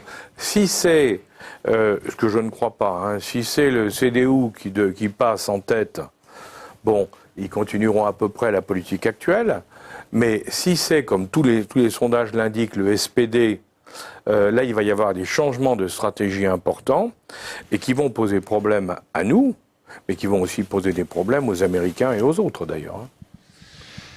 Quel regard vous avez sur la guerre contre le Covid en termes de logistique, d'organisation, de faire passer ça à la population? Est-ce que ça a bien été fait? Ça a été pas très bien fait? Je crois que c'est le résultat. Les anti-vax, tout ça, je pense que c'est le résultat des flottements de l'État pendant la première année du Covid. Parce que... Même les premiers jours du Covid. Oui, même les premiers jours. Vous savez, moi... Après, quand on regarde le début du Covid, l'État ne savait pas où il était. Alors on disait, il ne faut pas mettre de masque. Maintenant, regardez, on doit tous mettre des masques. On disait que les masques, ça ne servait à rien. Enfin, on nous a raconté plein d'histoires. En réalité, l'État flottait, cherchait des solutions, on n'en avait pas. Mais c'est quoi l'État? L'État, c'est nous. Ah oui, mais attendez, l'administration de l'État et les politiques de l'État étaient anéantis face à un problème qu'ils ne maîtrisaient pas. Mais pourquoi ils étaient anéantis? Parce qu'on avait oublié, parce que pourtant il y a eu des expériences. Si on regarde l'histoire une fois de plus, en 1910, de 1917 à 1920, la grippe qu'on a appelée la grippe espagnole, on voit maintenant, tous les médecins vous le diront, on voit maintenant que c'était un Covid. C'est clair et net. C'était la même chose, c'est les mêmes symptômes et tout. Donc ça donne, il suffit de lire et d'étudier tout ce qui s'est passé à cette époque-là pour comprendre une partie des choses qu'il faut faire. Mais, comme la plupart de nos dirigeants ne lisent plus l'histoire parce qu'il faut la déconstruire, évidemment on ne prend pas de référence sur le passé. On croit que nous, avec le progrès, on est devenus géniaux. Ce n'est pas vrai. On n'est pas plus géniaux qu'avant. Le mode de vie est un peu différent, mais on n'est pas plus géniaux qu'avant. Pour aller plus loin, dans cette affaire, il faut se souvenir, quand on allait, on parlait de la guerre, tout à l'heure des guerres, hein, quand on faisait la guerre d'Algérie ou les autres guerres, et même aujourd'hui d'ailleurs, quand les militaires vont faire la guerre en Afrique, hein, avant de partir, on les vaccine contre une série de maladies. Bon, comment ça se passe? Bon, on leur dit, demain matin, à l'infirmerie, ils sont tous en rang de nion, on pique toute la section ou la compagnie, et puis on leur dit, pendant 48 heures, vous sortez pas parce que vous allez être un peu secoué, puis après c'est fini. On leur demande pas l'autorisation de les vacciner. Mais c'est des militaires. Mais oui, mais attendez. Mais pendant des années, est-ce qu'on a posé des questions quand on faisait les vaccins pour les enfants et tout, contre la polio, la diphtérie, le tétanos, est-ce qu'on a demandé aux gens leur avis? Bien sûr que non. Les seuls qui refusaient, c'était les témoins de Jéhovah. Bon, et on l'admettait très bien, c'était un cas de conscience, et donc on l'admettait. Mais en dehors des témoins de Jéhovah, tout le monde était vacciné. Là, comme on a hésité, ouais, le vaccin c'est bon, le vaccin c'est pas bon, enfin bref, tout ce qui a pu être raconté à ça, ça a fait émerger toute une série de gens qui ont dit « mais moi je veux pas être vacciné ». Et pire encore, effectivement, l'utilisation de vaccins ARN, hein, donc des vaccins à système messager, comme on dit sur le cytoplasme. Bon, ces vaccins, en définitive, c'est vrai, il faut être honnête, on ne connaît pas à long terme le risque de ces vaccins. A priori, il n'y en a pas. Mais comme personne ne l'a expérimenté, on ne sait pas. Donc, on peut comprendre aussi que certains puissent avoir des peurs, raisonnées ou irraisonnées. Maintenant, le problème, c'est qu'on n'a pas voulu traiter tout ça. On n'a pas voulu traiter les choses. On a imposé, l'État a imposé, avec des coups de barre à droite et à gauche, a imposé un système qui a de plus en plus exaspéré les gens, et pour arriver à la fin, où il y a eu effectivement un foyer de gens qui disent « moi, il n'est pas question qu'on me vaccine pour de multiples raisons ». Bien sûr, politiquement parlant, ça a été récupéré, ben ça c'est classique, comme chaque fois, comme on avait connu avec les Gilets jaunes. Hein. Le Gilet jaune, au départ, on sait très bien pourquoi c'était. Bon, bah, c'était la France un peu plus riche que c'était pas les pauvres, c'était ce qu'on appelle la basse bourgeoisie, c'est-à-dire les bourgeois. C'était surtout les pauvres qui travaillaient. Mais oui, mais qui gagnaient une vie convenable, mais tout juste. Tout juste. Et qui voyaient que leur niveau de vie dégringolait. Et là, ils disaient, c'est pas normal, je travaille dur et mon niveau de vie baisse. C'est pas acceptable. Et ils avaient raison. Hein. Le problème, c'est que là aussi, on a vu des récupérations par des gens venant de partout. Donc, à chaque fois, c'est la même chose. Maintenant, de même que pour les Gilets jaunes, on peut quand même se poser la question de savoir si de passer de 90 à 80 les routes départementales dans une vision parisienne du problème, est-ce que c'était une bonne solution, hein, alors que ça a provoqué la levée de boucliers de la France profonde et des campagnes? L'augmentation du prix de taxes voilà. sur les carburants. Il s'est passé la même chose. Si on avait été avec ce flou général, hein, sur le démarrage du Covid, je crois qu'on n'en serait pas là aujourd'hui. Emmanuel Macron, chef d'état-major des armées, vous avez confiance en lui ou pas? Je pense que le président de la République, statutairement et constitutionnellement, est le chef des armées. Mais le chef des armées, ça veut dire quoi? Ça veut dire que c'est lui qui prend la décision finale par rapport à des propositions qui lui ont été faites par les spécialistes. Donc, on mélange tout, si vous voulez. La guerre, quand on dit, regardez, le comité de défense se réunit pour parler du Covid. Mais le Covid, c'est pas une guerre. C'est la lutte contre une épidémie. Pourquoi il y a un secret défense? Mais parce que ça protège les ministres contre les poursuites judiciaires. C'est tout. Tout le monde a été marqué par l'affaire du sang contaminé. Quand Laurent Fabius et Georgina Dufoy ont été attaqués par la justice parce qu'ils avaient pris des décisions erronées, semble-t-il, hein, semble-t-il, je suis très prudent, hein, sur le sang contaminé. Du coup, tous les politiques ont retenu la leçon et disent il ne faut surtout pas qu'on puisse nous prendre. Comment on fait? Eh ben, on fait des réunions dans lesquelles les décisions sont collectives, générales, et on ne peut pas savoir qui les a prises. À ce moment-là, on est tous protégés. Magnifique. C'est magnifique. Oui, et ça montre bien. aussi les limites de chaque. Pour revenir à ce que vous disiez, le chef, il est là pour écouter ses collaborateurs, prendre les meilleurs d'entre eux et faire des choix entre les solutions les meilleures proposées par les meilleurs d'entre eux. Hein? Le chef d'état-major, lui, son boulot, c'est connaissant parfaitement son domaine, c'est de préparer justement les différentes options que le chef va prendre. Mais il ne faut pas supprimer les échelons hiérarchiques. Un chef doit savoir chefer, c'est ça? Un chef, il doit surtout savoir qu'il ne sait pas tout et que la guerre, c'est une chose compliquée, très compliquée même. La preuve, on les perd toutes. Hein, et que donc, plutôt que de vouloir diriger, prendre les décisions, il faut essayer de s'entourer de gens qui peuvent utilement vous conseiller. C'est comme dans les entreprises, c'est pareil. Les grands patrons d'entreprise, les vrais grands patrons d'entreprise, quand vous les regardez, ce sont des gens qui ont des experts autour d'eux, qui ont généralement un premier niveau et un deuxième niveau tout à fait remarquables. 3 noms de grands chefs d'entreprise pour vous? Oh, il y en a plein de grands chefs d'entreprise. Alors juste 3. Ah il y en a un aux États-Unis en train de faire une démonstration incroyable, c'est Elon Musk. Hein, parce que je crois que c'est un type qui a des idées, mais lui, il a les idées, mais après, il faut les mettre en œuvre. Donc il a su derrière lui mettre toute une série de gens qui sont capables de mettre en œuvre, de mettre en musique ses intuitions. C'est très fort. Hein. 2 autres, un Français au minimum? Oui, un Français, je vais quand même en sortir des Français. Moi j'en ai plusieurs, hein. J'en ai des... Moustache, c'est un grand patron, non? Hein? Moustache. Oui.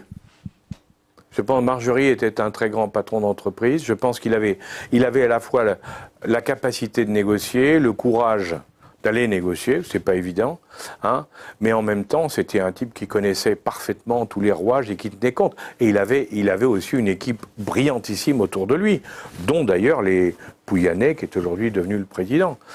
C'était un grand patron. Marjorie était un grand patron. Et en plus, il était sympa. Oui. Mais vous savez, il y en a d'autres qui sont très... Moi, je vois... j'ai la chance... Oui, je peux dire que j'ai la chance. Moi, je suis administrateur d'un groupe qui s'appelle Altrad. Je ne veux pas faire de la publicité pour un groupe, mais Altrad, ce qui était intéressant dans le groupe Altrad, c'est que c'est un groupe français. On fait 3,5 milliards aujourd'hui, mais ça va encore monter bientôt. Hein, on va en parler bientôt, vous allez voir.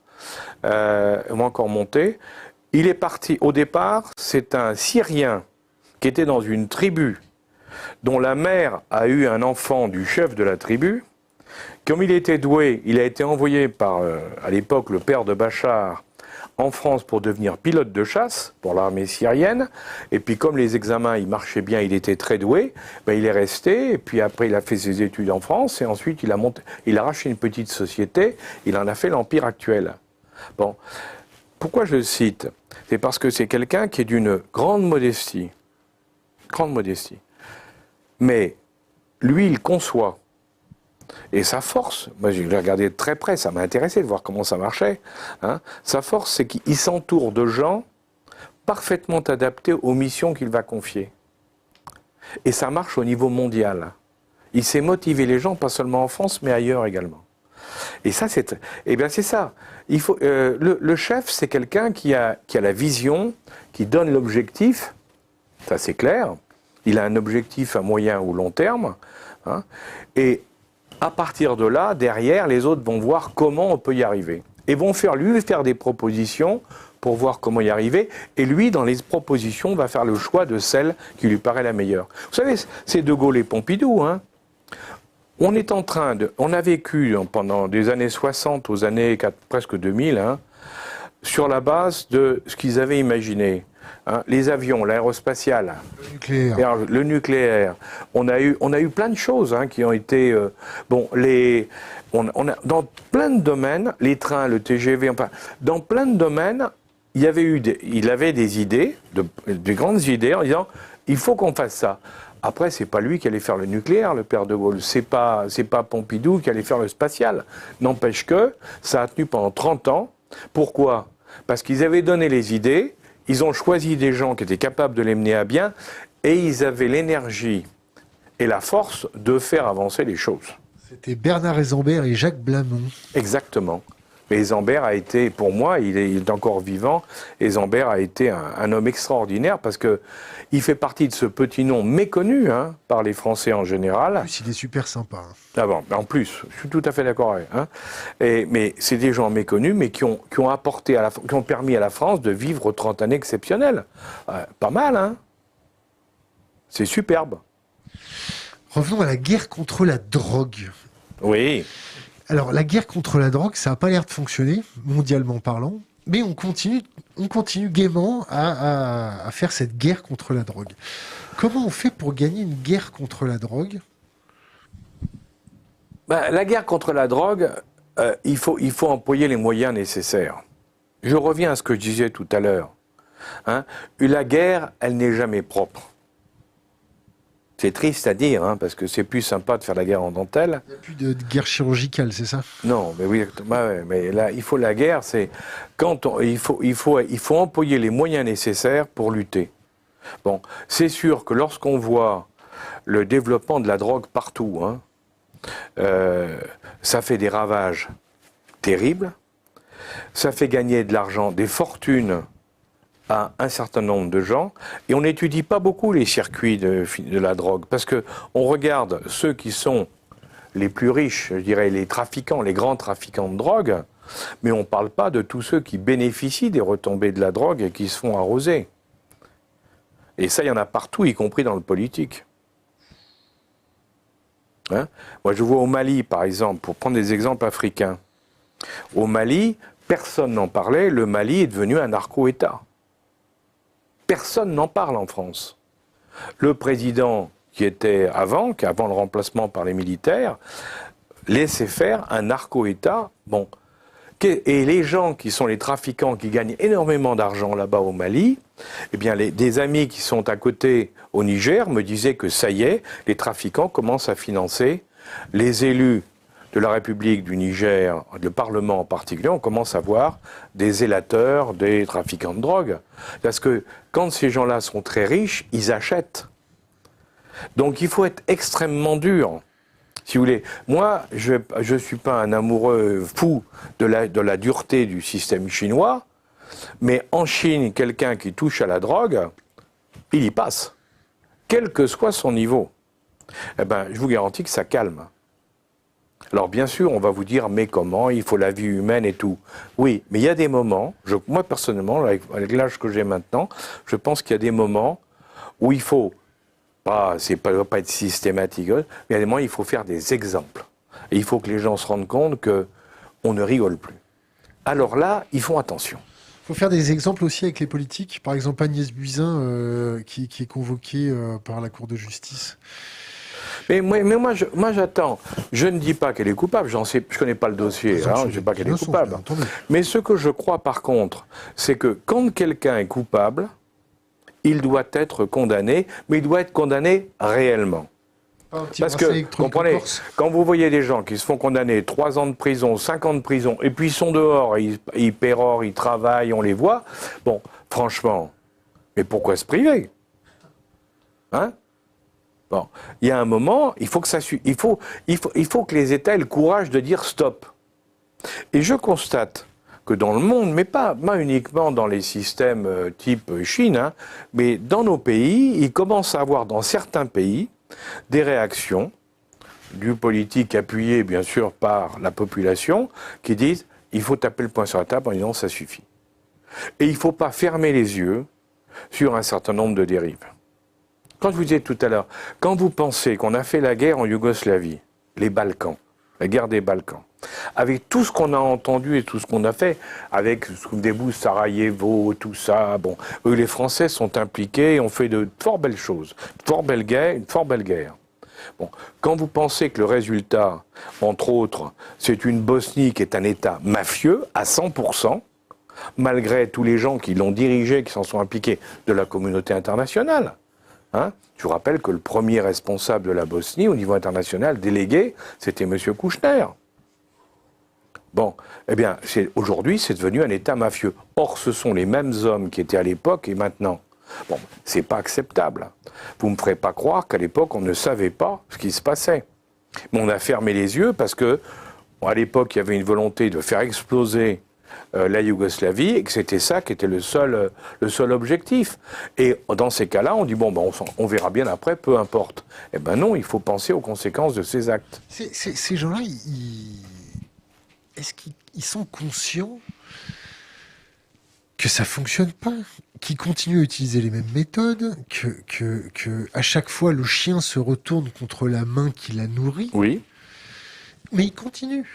Alors ça vient de quoi? Ça vient des écoles, ça vient de la formation. Mais parce que je pense que nous sommes dans un environnement général, hein, un environnement qui est défaitiste par nature, c'est-à-dire qui ne veut pas affronter les problèmes de face.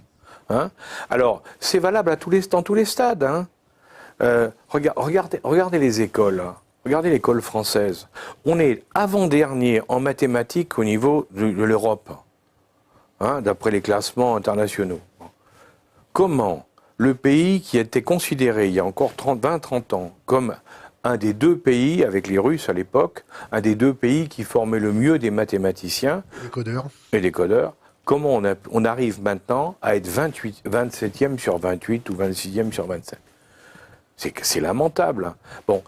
Qu'est-ce qu'on fait? Parce que c'est ça. Bon, on le constate. Pas nous d'ailleurs, les autres le constatent. On dit c'est vrai, et puis après, qu'est-ce qu'on fait? Ah, rien.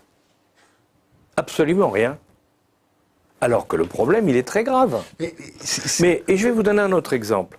On vient de sortir des statistiques dites ethniques, enfin en partie, hein, sur les élèves, l'origine des élèves dans un certain nombre de grandes villes de France. On s'aperçoit qu'on est à 40, 45, 50% d'élèves issus de la population immigrée. Légale, illégale et autres. Hein? Donc des Français. Mais bien sûr. Bon. On le constate. Et maintenant, on voit que ça fait 2 ans que cette étude est sortie. Maintenant, elle est publiée maintenant. Mais elle est sortie avant. C'est sorti l'étude? C'est France Stratégie. France Stratégie, oui, France Stratégie. Eh bien, ce qui est intéressant de voir, c'est que on a sorti ça. Quelles sont les réactions que ça amène? Parce qu'il suffit, vous, moi, n'importe lequel d'entre nous, si on dit, bon, il y a 50% des élèves dans telle ville qui sont des élèves venus, on sait ce que ça veut dire. Ça veut dire qu'il y a un problème de langue, puisque chez nous, on n'impose pas la pratique de la langue pour être reconnu français, hein, alors qu'on devrait le faire, comme les Américains, comme les Anglais ou d'autres. Hein. Bon, il y a la pratique de la langue, il y a l'environnement, parce que quand on est dans un environnement, comme souvent ces pauvres gens, parce que la plupart d'entre eux sont des pauvres gens, hein, comment voulez-vous que les gosses ils travaillent à la maison? C'est pas vrai. Ça veut dire que, par exemple, moi je me souviens quand on était tout jeune, on avait des cours, après les cours, on avait des séances avec des surveillants et on continuait à travailler. Études. Oui, exactement, les études. Et on faisait ces études, on faisait les études à l'école. Bon. Pourquoi aujourd'hui on ne le fait pas? Eh oui. Pourquoi on ne réhabilite pas le système des études pour justement amener tous ces gens à pouvoir travailler dans de meilleures conditions que chez eux. Protégés par la République. Protégés par la République. Et là, la République joue son rôle. Mais la République, elle veut pas ça, parce que la République, elle suit les réactions des syndicats, et des fédérations de parents d'élèves plus ou moins manipulés. Et du même coup, on ne fait rien. On ne fait rien de sérieux. Alors si je prends ça, mais je pourrais vous citer plein d'exemples dans plein de domaines, c'est là où on voit que c'est ça va mal. Et qu'il faut, à un moment donné, pour s'en sortir, il faut quand même faire un tour de vis, si vous voulez. Alors, je vais prendre votre raisonnement et je vais parler de la guerre contre le climat, du réchauffement climatique. Oui, bien sûr. Alors, on fait quoi? On fait une bonne dictature verte, on supprime tous les vieux boomers, on impose très fortement les choses, on fait quoi? Est-ce que l'acceptation n'est pas plus forte que la dictature? Alors, je pense qu'il faut poser le problème différemment de la manière dont il est posé aujourd'hui. Si je peux me permettre. Nous ne savons pas, en réalité, quelle est la part... maintenant, on sait très bien, là. Non, attendez, non, c'est pas vrai. Parce qu'il y a les cycles de Kondratiev et de Milankovitch, si vous voulez vérifier, qui font que, selon les centaines ou les milliers d'années, on est plus chaud ou moins chaud. Or, nous y sommes comme nous sommes dans le reste. La question, c'est, quelle est la part des individus? Moi, je ne dis pas qu'il n'y a pas un réchauffement et je ne dis pas que nous ne sommes pas coupables. Je dis quelle est la part réelle du réchauffement climatique dû aux individus. Elle est énorme, j'en suis convaincu, mais il n'y a pas qu'elle. Et quelle est la part qui vient d'éléments que nous ne maîtrisons pas? Pourquoi je dis ça? C'est parce que de dire on va lutter contre les mauvaises habitudes des gens pour régler le problème, c'est nécessaire mais insuffisant. Parce qu'il faut aussi se dire, puisque, quoi qu'il arrive, il va y avoir une évolution climatique vers la forte chaleur, comment l'être humain va-t-il pouvoir s'adapter et qu'est-ce que nous devons faire pour qu'il puisse s'adapter? Donc il ne s'agit pas de dire on va faire de la décroissance et puis on va manger que des trucs. Non, il s'agit de dire est-ce que l'être humain est capable de supporter des températures moyennes au lieu de 20 degrés, mettons, ou de 18 degrés, de passer à 23 ou 24, ce qui veut dire 45 en plein été? Est-ce que l'individu est capable de boire moins et s'habituer comme les Touaregs à sucer des cailloux? Ah oui, mais on n'est pas prêt ici. Quand je vois les bars et les cafés, on n'est pas prêt d'arriver là. Non, mais on commence déjà à sucer des cailloux. Bon. Ah oui, ça c'est vrai. Est-ce qu'il faut encourager un système de production agricole adapté? Donc il faut qu'on travaille sur les semences et sur tout ça pour modifier, pour qu'elles puissent se développer avec moins d'eau et plus de chaleur? Ou est-ce qu'il faut envoyer des centres de production de différents produits beaucoup plus au nord? Je pense au vignoble en particulier. Le vin, à partir du moment où il sera à 15 ou 16 degrés, il sera imbuvable. Bon, du coup, les Anglais maintenant, et puis d'autres, les Allemands, disent on va planter du vin, parce que les vignobles, parce que nous, on aura du vin formidable, alors que l'Espagne, l'Italie et le sud de la France, ils vont souffrir. Oui, mais c'est tout ça qu'il faut penser. Or, je constate qu'aujourd'hui, on ne s'intéresse exclusivement qu'à dire il faut diminuer, il faut reconstituer la couche d'ozone, donc il faut diminuer à Paris, on va rouler à 30 à l'heure et on va sauver le monde. Personnellement, ça me fait... C'est un petit truc. Mais il ne faut pas faire d'un petit truc la solution de tout. Il faut rester raisonnable. Donc, question Internet. Nos gouvernants actuels ont-ils une vision d'avenir ou pensent-ils uniquement à la prochaine élection? Ça, je crois que les gouvernants... Vous savez, alors je vais vous dire, moi j'ai toujours j'étais convaincu d'une chose, c'est que dans les entreprises modernes, les grandes entreprises modernes, 99,9% des patrons ne pensent qu'au résultat de fin d'année, parce qu'en général ils en tireront quelques profits, ou à l'évolution du cours de bourse, là c'est tous les 3 mois, parce que ils jouent leur avenir, puisque si le bourse tombe, eux tombent aussi. Bon. Chez les politiques, c'est la même chose. Les politiques ont comme horizon les élections, on le sait très bien. Aujourd'hui, par exemple, on nous dit la dette, le quoi qu'il en coûte, c'est je dépense. Ok, formidable. Ça, c'est sûr que on dépense. C'est pas ton argent. Surtout quand c'est pas ton argent. Exactement. Mais de toute manière, comme quoi qu'on raconte, il va bien falloir le payer sous une forme ou sous une autre. Personne ne voudra en parler avant l'élection présidentielle, mais moi je peux prendre un pari tout de suite, c'est que dans les 2 mois qui suivront l'élection, vous allez voir ce qui va arriver, quel que soit celui ou celle qui sera élu, parce qu'il n'y aura pas le choix. Parce qu'il n'y aura pas le choix. Quand vous êtes endetté de manière impressionnante, que l'inflation remonte peu à peu, et comme il faut payer ses dettes, quoi qu'on vous raconte, on n'en sortira pas. Revenons à notre beau pays, la France. Donnez-moi 2 actions à prendre tout de suite pour améliorer le quotidien des Français. Alors ça peut être des actions personnelles. Mais moi je vais vous dire, d'abord il y en a une, c'est donner un objectif. Alors ça c'est clair, c'est donner un objectif pour restaurer la confiance. Le chef, la force du chef, je le disais tout à l'heure, c'est une vision. C'est-à-dire le chef, lui, il a une vision de l'avenir. Et il va mobiliser tout le monde sur une vision de l'avenir. Souvenez-vous de Kennedy. Vous savez, Kennedy, quand il a pris le pouvoir aux États-Unis, c'était une catastrophe. Les Russes venaient d'envoyer la chienne Laika dans l'espace. Ils ont envoyé les satellites, ça marchait très bien. ils se préparaient à envoyer Gagarine, et de l'autre côté, il y avait les Américains qui avaient envoyé dans une fusée qui s'appelait Vanguard un espèce de pamplemousse qui faisait 5 kilos, et elle avait explosé à 150 km d'altitude. Donc l'Amérique qui avait gagné la guerre était humiliée face à l'époque à l'Union soviétique. Qu'est-ce qu'a fait Kennedy? On peut critiquer beaucoup Kennedy sur beaucoup de choses, Dieu sait si on peut. Mais il a eu un coup de génie. C'est quand il a vu ça, il a vu que l'Amérique était désespérée, humiliée, n'y croyait plus. En plus, il y avait plein de problèmes avec au niveau extérieur. Il a dit à l'Amérique, dans 10 ans, nous serons sur la Lune. Et en disant, dans 10 ans, on sera sur la Lune, il fixait un objectif à toute l'Amérique en disant, on se retrousse les manches, on est capable, on va y arriver parce qu'on est les plus forts, si on ne fait pas de bêtises, dans 10 ans, on sera sur la Lune. Et entre parenthèses, 10 ans après, en prenant des risques insensés, jamais aucun pays aujourd'hui n'enverrait des gars sur la Lune comme on a envoyé les 3 Américains à l'époque. C'est d'ailleurs... Il fallait du courage pour le faire, parce que les types, et les gars aussi, parce qu'ils ont pris des risques insensés. Ils avaient plus de chances de rester sur place que de revenir. Mais il y a réussi. Il a remotivé l'Amérique.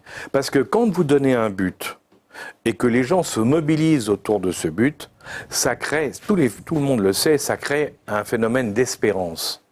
Les gens ont confiance dans l'avenir parce qu'ils ont l'espérance, ils sentent qu'ils peuvent y arriver. L'action sort du rêve.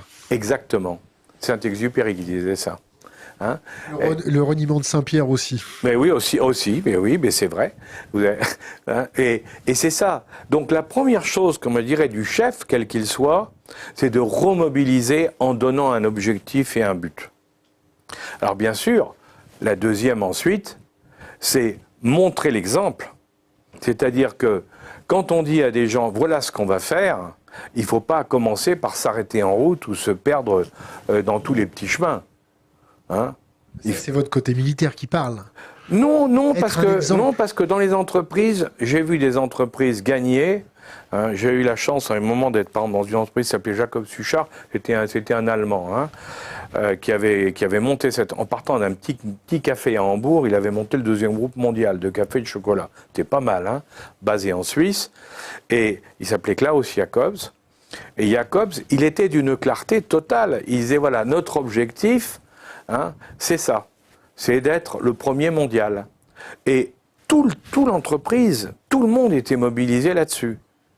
D'ailleurs, à un point où quand quelqu'un avait des doutes, il le convoquait, il disait, mais attendez, ou vous croyez et on va vous aider parce qu'on va y arriver, ou si vous n'y croyez pas, il ne faut pas rester chez nous, parce que de toute manière, nous ne sommes là que pour ça.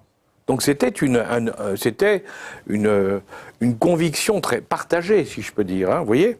Et il y a plein d'entreprises qui sont comme ça.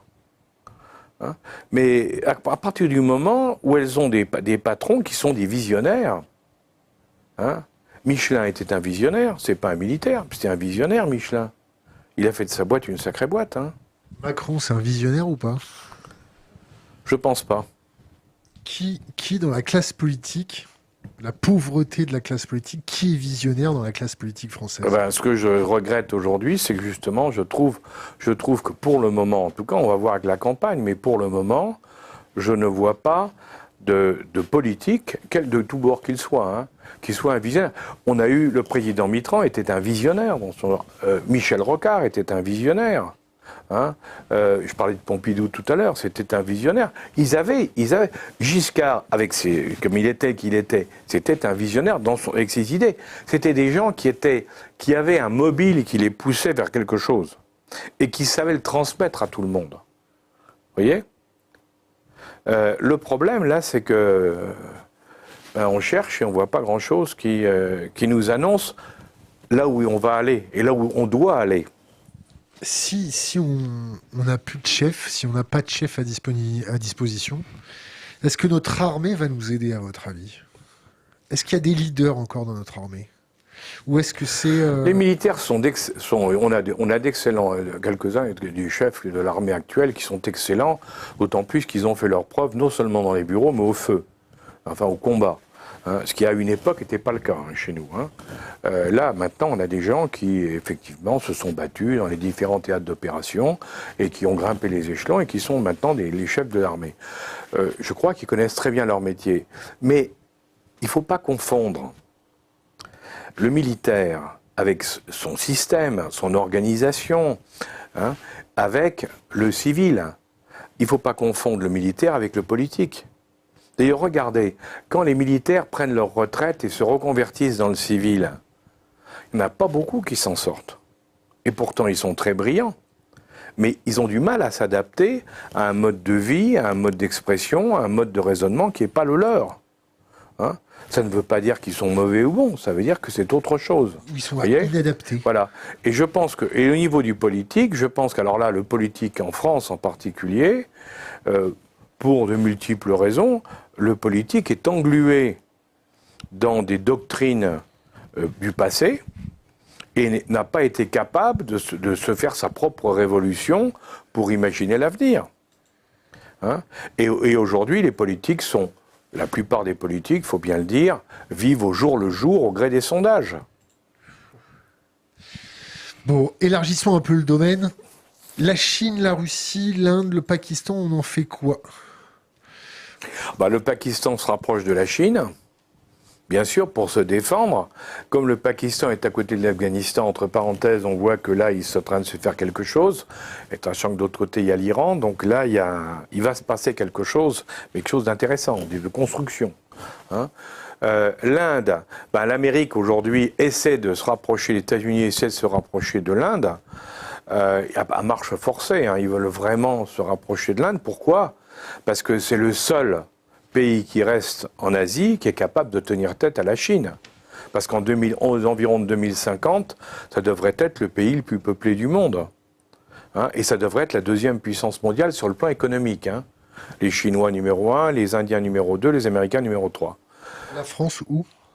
On sera sorti des 10 premiers.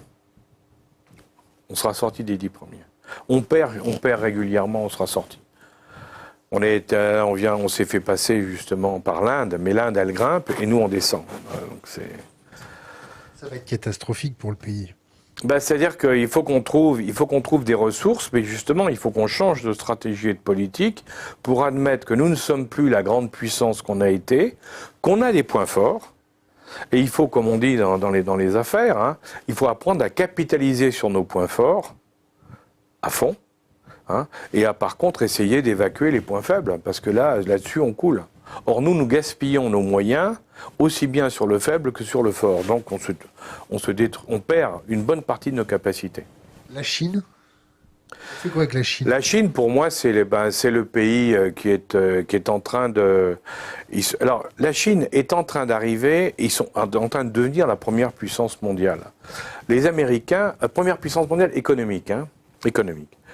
Les Américains pensent qu'ils vont tenir, par rapport à eux, maintiendront leur leadership par leur puissance militaire, 3 fois celle de la Chine, hein, et également par leur capacité justement sur le cyber, hein, le cyber en général. Où là, ils pensent qu'ils ont beaucoup d'avance et que les tentatives chinoises pour récupérer du matériel pointu et autres ont été bloquées depuis Trump, donc les Américains pensent qu'ils vont s'en sortir. Moi, je ne suis pas si optimiste que ça. Je pense que les Chinois sont capables, grâce à des volumes de recherche, d'investissement en recherche très importants, et à des campagnes d'espionnage. Bien, mais ça fait partie du problème. Ils ont des ingénieurs, ils font de la recherche en grande quantité et ils font de l'espionnage à grande échelle. Donc, il est évident qu'ils ont tous les éléments pour progresser. Hein, c'est cynique ce que je dis, mais ils ont tous les éléments pour progresser. Ils ont la rage aussi. Oui, mais ils volent. Alors, oui. Tout à l'heure, je vous parlais d'espérance. Les Chinois, la Chine, il ne faut pas l'oublier, elle a été humiliée par les Occidentaux à l'époque de la guerre de l'opium, hein, quand les Anglais ont voulu que la Chine achète de l'opium qui était produite en Inde, et en disant ça fera un joli débouché pour nous. Bon, le problème de l'opium, c'était que bien évidemment, ça a mis en l'air la population, hein, et les Chinois l'ont payé très cher. Donc les Chinois, ils ne l'ont pas oublié. Et ils n'ont qu'une idée, c'est redevenir la première puissance mondiale. Donc là, l'espérance, eux, ils l'ont dans ce sens-là. Même les plus opposants au régime tous ont envie que la Chine redevienne la première puissance mondiale, comme elle était dans les années 1700. Alors ça pose un... Du coup, je pense qu'ils ont une motivation très forte. Et les Américains, eux, ils essaient de mettre des pare-feux, mais est-ce qu'avec des pare-feux, on peut arrêter tout le temps? À un moment, les pare-feux cèdent. Hein. Si vous voyez, face à la marée, vous mettez des digues, mais à partir du moment où la marée devient trop grosse, elle passe par-dessus la digue. C'est un vieux principe de nature, hein, écologique. Hein. Je crois que le seul risque que nous avons vraiment, c'est ce qu'on appelle, les historiens appellent le piège de Thucydide, c'est-à-dire que nous avons aujourd'hui les Américains qui dominent encore militairement, nettement, les Chinois, mais pour combien de temps? Parce que les Chinois, ils montent très vite, ils investissent aussi, ils apprennent, et dans 15 ans, dans 20 ans, ils vont avoir une capacité militaire aussi forte que les Américains, il ne faut pas se faire d'illusions. Hein. Regardez dans le spatial à quelle vitesse ils rattrapent les Américains actuellement, hein. C'est spectaculaire hein, ce qu'ils font. Il n'y a pas que là. Hein. Donc, qu'est-ce qui peut se passer? C'est que les Américains, voyant qu'ils risquent de perdre le leadership, décident de faire la guerre contre la Chine. Le vrai risque des 10 prochaines années, parce qu'après, à mon avis, après ça sera trop tard, parce que l'Amérique, même si elle est devant, devra supporter de telles pertes si elle fait la guerre avec la Chine, avec en plus les moyens nucléaires et autres, qu'il ne pourra pas prendre le risque. Ils ne pourront plus prendre le risque. Donc il y a un créneau assez court en définitive, et dans ce créneau-là, qu'est-ce qui peut se passer? Est-ce que les Américains sont prêts à faire la guerre? Alors Biden jure que non, en disant on va régler le problème dans des négociations commerciales et autres. Moi, j'oublie pas que toutes les guerres aux États-Unis, elles ont été faites par les démocrates, jamais par les républicains. Hein, c'est les démocrates qui ont lancé les guerres. Donc, il faut faire attention parce que on rentre dans une période où le basculement de la stratégie américaine actuelle en disant on s'occupe de la Chine et rien que de la Chine, parce que c'est ça. Hein, la deuxième étape, c'est est-ce que ça ne va pas les amener à un moment donné, vu la perte de possibilités pour eux, à déclencher une guerre qui pourrait être totale ou partielle. Ça, on revient là au problème de guerre. Alors, et là, ça peut se faire probablement sur la mer de Chine. Hein. La zone, c'est la mer de Chine. Mer de Chine et collier de perles ou pas? Oui, bien sûr. Les colliers de perles, bien sûr. Et la Russie, on en fait quoi?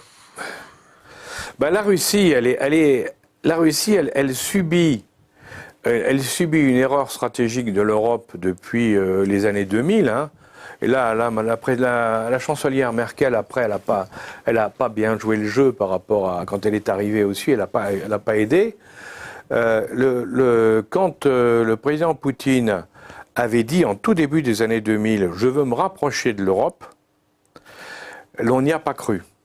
Et on a subi la pression des Américains qui évidemment ne le voulaient pas, des pays pro-américains comme la Pologne ou les pays maintenant du groupe de Visegrad qui évidemment ne voulaient pas voir la Russie parce qu'ils en sortaient, hein, on les comprend aussi, hein, donc il y avait une opposition au nord et nous on n'a pas eu la force, les gens du sud et de la moyenne Europe, on n'a pas eu la force de dire on s'en fout, on va négocier avec les Russes pour les associer à nous.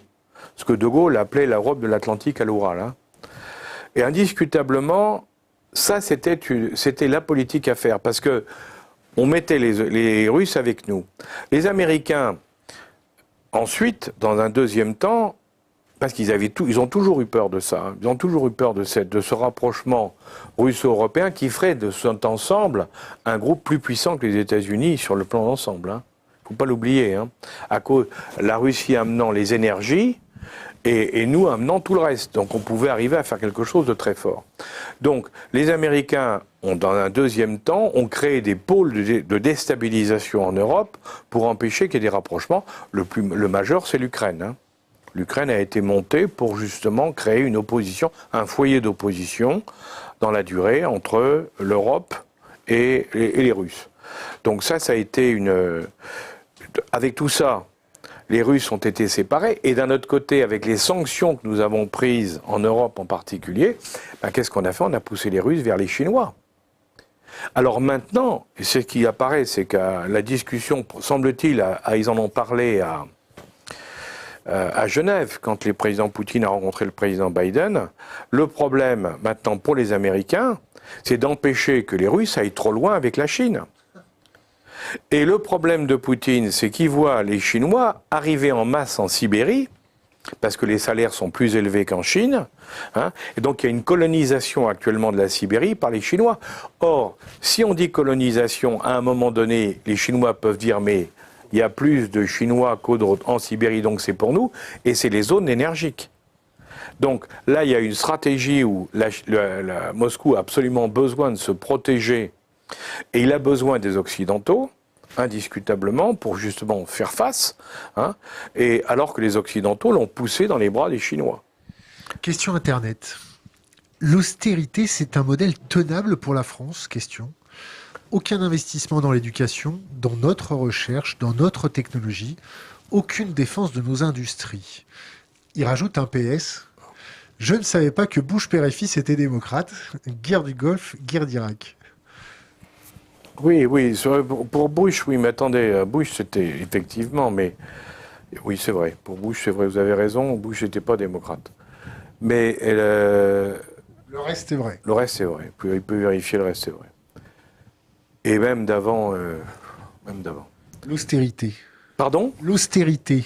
Alors, l'austérité n'est pas une solution en soi. On ne fait pas vivre des gens en les mettant au régime. Au bout d'un certain temps, les gens, ils font péter le régime, et puis c'est normal. Hein? J'en suis une brillante démonstration. Hein? Non, l'austérité, ça peut se concevoir pour un temps réduit à partir du moment où on a des objectifs derrière. Mais des objectifs que l'on tient. Le drame actuel, c'est que dans notre pays, on ne croit plus les annonces qui sont faites.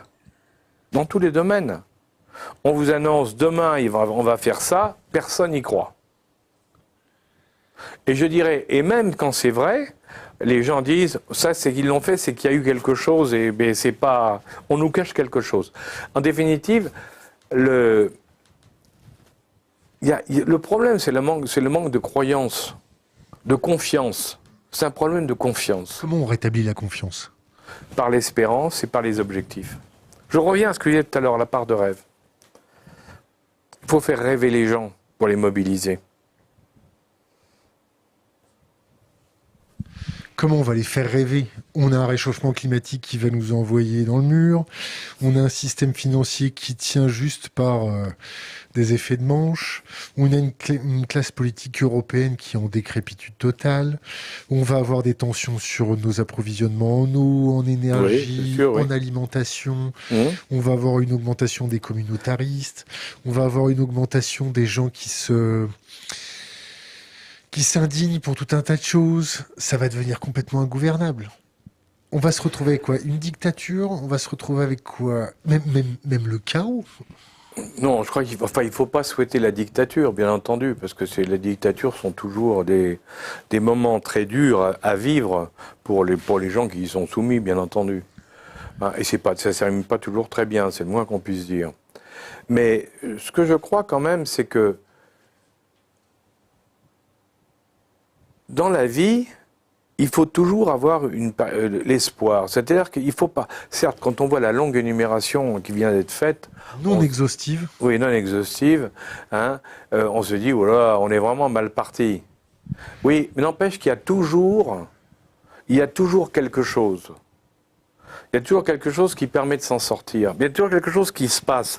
Il faut avoir confiance dans l'avenir. Et il faut y croire. Il faut se dire mais non, mais il va. Et si on le fait, on fait ce qu'il faut. Si on bouge, on va trouver des solutions. On va s'améliorer. Vous savez, quand Elon Musk dit bon, le monde est en train de monter en température, ben, pas de problème, on verra les gens sur Mars. C'est une forme d'espoir. Bon, personne n'y croit pour le moment. Mégalomanie. Hein? Ou de mégalomanie. Oui, ça c'est probablement les deux d'ailleurs, hein, probablement les deux. Mais si un jour il envoie des gens là-bas et qu'on s'aperçoit au bout de quelques années quand même que les gens là-bas ça se passe bien, ben, ça fera réfléchir, vous êtes d'accord avec moi? Bon, on n'en est pas là. Ça se passera pas bien parce qu'il n'y a pas de champ magnétique. Non, mais attendez, je vous dis pas, je dis, c'est avec des si, hein, parce que bon, personnellement, je suis loin d'être convaincu que ça soit sérieux. Hein, donc c'est pas ça. J'ouvre une parenthèse. On va parler de notre ami Jacques Blamont, feu Jacques Blamont. Oui. Et il nous disait toujours, envoyer des hommes dans l'espace, ça sert à rien, il faut envoyer des robots. Oui. Ça coûte moins cher, c'est plus facile, c'est plus efficace. Mais bien sûr, mais bien entendu. Mais il me disait, envoyer des hommes dans l'espace, ça fait rêver. Et les politiques, ils aiment bien. Ben oui, mais on revient à la même chose. Il est évident. Regardez, c'est comme les avions de chasse. Nous, on s'obstine à vouloir faire des avions de chasse pilotés. Bon, quand on voit l'évolution avec les drones dans tous les domaines, il est évident que l'avion de chasse, on nous en parle, on nous en reparle, mais l'avenir, c'est pas l'avion de chasse. Piloté par un, c'est le drone, parce que le drone n'a pas les limites de résistance qu'a l'être humain. L'être humain, il est beaucoup moins résistant qu'un drone. Donc, il est moins efficace. Une fois qu'on est capable de piloter le drone avec tous les éléments du problème. Donc, oui, il faut repenser. Mais ce que vous dites, il me semble que il y a de l'espoir, si vous voulez. On peut vivre avec... regardez, on dit la température va monter à 45 degrés. Ok, je vous disais tout à l'heure, il y a ceux qui disent, oulala, il n'y a qu'une solution, c'est partir. Mais il y a d'autres qui vont dire, non, il y a peut-être une autre solution, c'est d'imaginer des cités dans lesquelles les gens vivront et dans lesquelles la température sera acceptable durant l'été. Seulement, comment on va financer ça et comment ça va fonctionner ?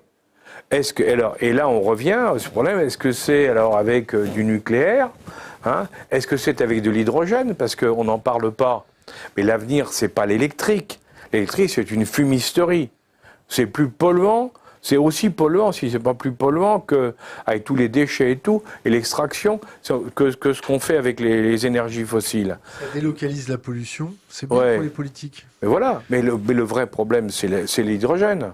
Pour les voitures en particulier. Qu'est-ce qui va se passer quand les Chinois qui ont mis le cap sur l'hydrogène, dans 5 ans, les premières voitures à hydrogène vont sortir en Chine ? Qu'est-ce qui va se passer quand on va s'apercevoir qu'elles ne sont pas polluantes du tout, que ça sera efficace et tout ? Ben évidemment, ils vont conquérir le marché mondial. Hein. Ça prendra 5 ans, 10 ans, 15 ans, mais vous allez voir. Bon, mais c'est ça les réponses. Les réponses que je vous disais tout à l'heure, c'est qu'au lieu de dire c'est une catastrophe, il ne nous reste plus qu'une chose, c'est remplacer tout ce qu'on boit par de l'eau, enfin la petite danoise, suédoise, pardon. Oui, Greta, non, norvégienne. Greta, la petite Greta. Bon, mais c'est pas ça la solution. La solution, c'est pas... Bien sûr qu'il faut apprendre à se limiter et tout, mais c'est pas le fond du problème. Le fond du problème, c'est réfléchissons à comment nous pouvons vivre convenablement dans un monde qui aura 5 ou 10 degrés de plus. Ça, c'est un problème intéressant et sur lequel tous les grands esprits de la planète, s'y réfléchissent, trouveront des réponses. Hein. En espérant que ce soit pas déjà trop tard. Ah bah oui, mais c'est le problème, c'est que plus le temps passe, et plus ça va mal. L'horloge tourne. Ben oui, parce qu'on confond l'immédiat avec le long terme. Une fois de plus, on est comme pour les élections, on est comme pour tout le reste, on est dans l'immédiat, comme dans les entreprises. Hein. On ne regarde qu'au bout de son nez et on ne veut pas essayer de voir, avoir une vision à moyen et long terme, et ensuite de mettre le cap sur cette vision en mobilisant toutes les bonnes volontés. Quel regard vous avez sur nos services de renseignement, intérieurs comme extérieurs ? Sur des questions de terrorisme, de renseignement économique, est-ce que nos services se sont pas un peu empâtés, ronronnés ? Est-ce qu'on n'a pas des services qui ont perdu leur agressivité ? Est-ce que notre pointe de diamant ne s'est pas émoussée ? Bon, moi je dirais plutôt que tous les services se sont émoussés.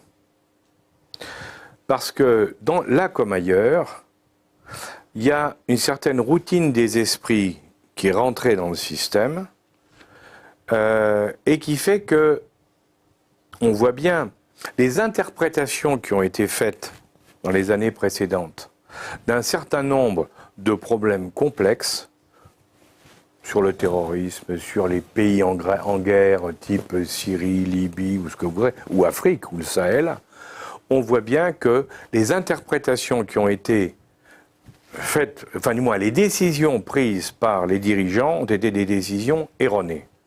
Si les ministres et les dirigeants prennent des décisions erronées, c'est parce qu'ils ont de mauvaises informations. Donc on peut en conclure que effectivement, les services. Quand je parle de là, la France, mais il y a d'autres pays que la France. Hein, il y a probablement une perte d'acuité dans les analyses. Qui peut venir peut-être aussi d'une perte d'intuition, c'est-à-dire que on travaille avec des données de plus en plus grand nombre, hein, le big data. Alors le problème du big data, c'est que d'un côté, effectivement, on comprend mieux et on va plus loin, mais d'un autre côté, on moyennise.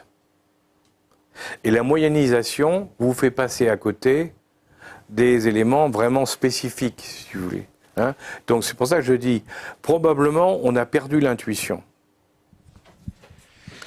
Et ça, c'est pour moi, alors ça, c'est le premier point.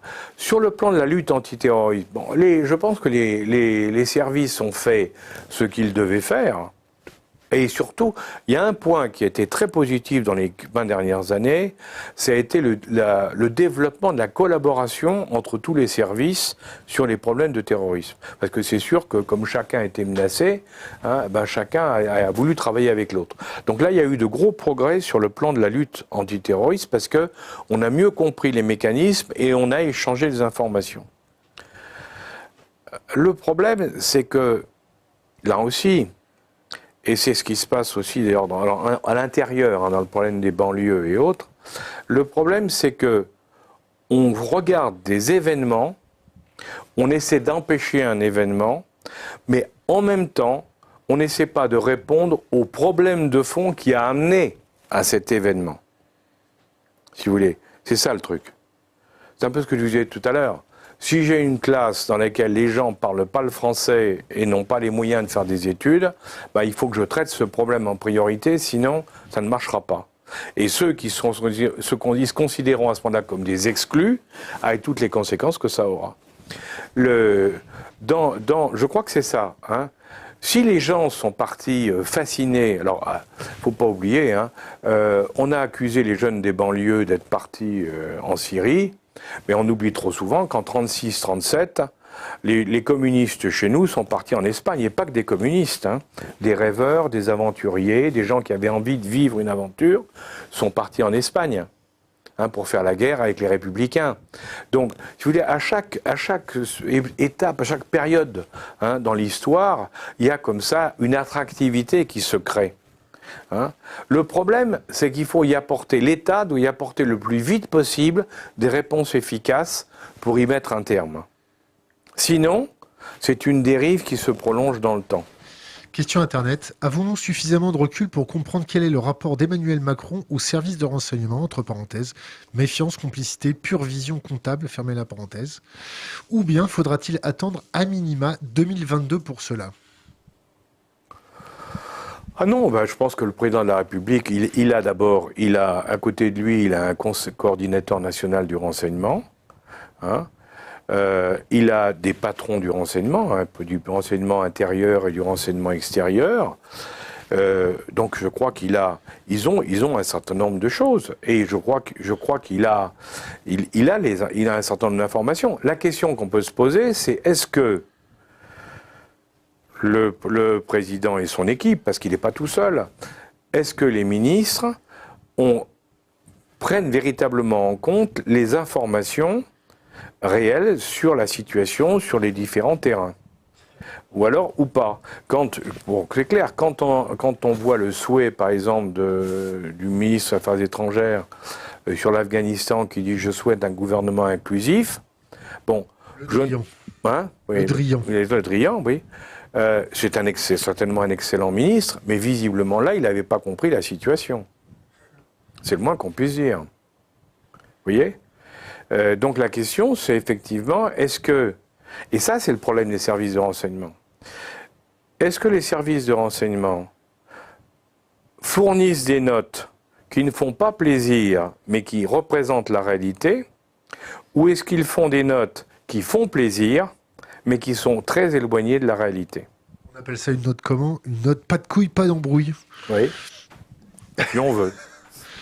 Question d'Internet. Les services étant de plus en plus contraints par des aspects techniques et réglementaires, quid des entreprises privées qui les outillent, entre parenthèses Google, Palantir, Amazon, faut-il les mettre ou pas? Faut-il se contenter d'être des ravis des progrès qu'elles permettent, des échanges internationaux qu'elles permettent? Non, je crois qu'on a les sociétés. Il y a aujourd'hui dans le monde occidental, mais de l'autre côté aussi, hein, d'un côté chinois c'est pareil. Il y a des sociétés très puissantes qui sont devenues très puissantes dans le cyberespace. Hein. Bon, les GAFAM, chez nous c'est les GAFAM, bon, et qui font un peu ce qu'elles veulent. C'est indiscutable. Les États essaient de les mettre au pli. Ils n'y arrivent pas, bien entendu. On arrive à mettre des pansements sur une jambe de bois, mais enfin, ça ne va pas changer le fond. Hein, où ils les utilisent. Oui, ou alors où ils les utilisent, c'est les cas des Américains en particulier. Hein. Donc évidemment, puis ils l'utilisent, ils n'ont pas trop leur taper dessus quand même, parce que ça rend bien service. Hein. Alors, chez nous, le problème est un peu différent, parce que il y a un problème qui est aux États-Unis qui est très fort et qui n'existe pas chez nous. C'est le patriotisme. Chez les Américains, il ne viendra à l'idée ni de la justice, ni des médias et autres, hein, d'attaquer une société parce qu'elle travaille dans l'intérêt américain avec les services. En France, c'est exactement le contraire. Regardez l'affaire Lafarge. C'est très intéressant, l'affaire Lafarge. Hein? Poursuivi pour complicité. Oui, alors je précise, voilà, l'affaire Lafarge, c'est en Syrie, pendant la guerre en Syrie, il y avait une usine de ciment français qui était un peu au cœur dans une zone du pays assez éloignée, il y aurait des zones très habitables qui faisaient du ciment, qui permettaient de faire du ciment. Bon, et quand il y a eu la guerre en Syrie entre Daesh et l'armée syrienne, cette usine a continué à travailler, hein, et alors elle a été accusée par des ONG, hein, en l'occurrence, d'avoir payé Daesh pour assurer la sécurité de son personnel pour qu'il puisse venir travailler à l'usine. Ça, c'est la version qui fait qu'on démolit la société et on veut la traduire pour crime contre l'humanité. Il y a de nouveau la relance du procès, la Cour d'appel avait classé, la Cour de cassation a réouvert le dossier pour les faire condamner. OK. Ce qu'on ne dit pas, c'est que tout le monde sait que cette usine a servi de base aux forces spéciales qui étaient donc à l'intérieur du dispositif ennemi pour pouvoir rayonner. Tout le monde le sait. On le sait pour les Français et on pense qu'il y avait aussi les Américains, forces spéciales américaines. Bon.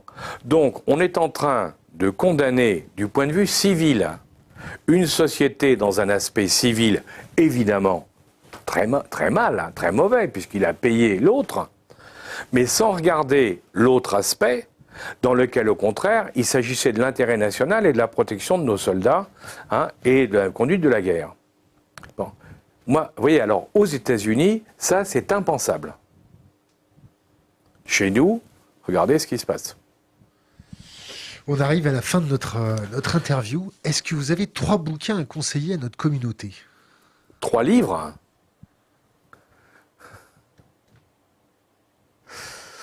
Il y en a un d'abord, parce que je pense qu'avec tout ce que je vous ai dit ce soir, il faut le relire, c'est Le Petit Prince de Saint-Exupéry. Pour rêver. Ça, pour moi, je pense que c'est important, parce que pour retrouver l'espoir, pour retrouver l'enthousiasme, il faut être capable de rêver. Il faut imaginer que notre avenir, il peut être pas si mauvais que ça et qu'il faut arrêter de voir tout en catastrophe. Nous ne sommes pas à la veille d'un nouveau déluge. On a une évolution grave et qui évolue. Réfléchissons aux solutions pour nous en sortir et pas exclusivement, hein, en défensif. Soyons offensifs. Vous voyez? Ça, c'est pour moi, donc, le Petit Prince, le premier. Le deuxième, puisqu'on a commencé par l'Afghanistan, il y a plusieurs livres qui sont sortis sur l'Afghanistan, mais il y en a un des Français, d'un ambassadeur français qui s'appelle Le Dîner des talibans. Et puisqu'on a parlé de l'Afghanistan, je conseille à beaucoup de le lire pour une raison très simple, c'est qu'il explique beaucoup de choses. Et qu'on voit donc les Français à un certain niveau, en tout cas à un certain moment, avaient très bien compris ce qui se passait. Hein, et que cette guerre-là, on comprenait très bien que c'est une guerre qu'on ne pouvait que perdre. Et oui, mais c'est important. Hein. Bon. Le troisième, je pense que là, c'est carrément, il faut lire aujourd'hui parce qu'on est obligé de regarder les rapports de force entre tous les pays. Donc je pense qu'il faut lire un état du monde. Alors, il y en a plusieurs, hein. Je sais pas moi, il y en a Ramsès, le Lifri, mais il y en a d'autres. Hein. Iris en fait un, il y en a plusieurs qui paraissent. Mais je pense qu'il faut lire un livre, il faut que chacun essaie de comprendre ce qui se passe dans le monde. Pourquoi ?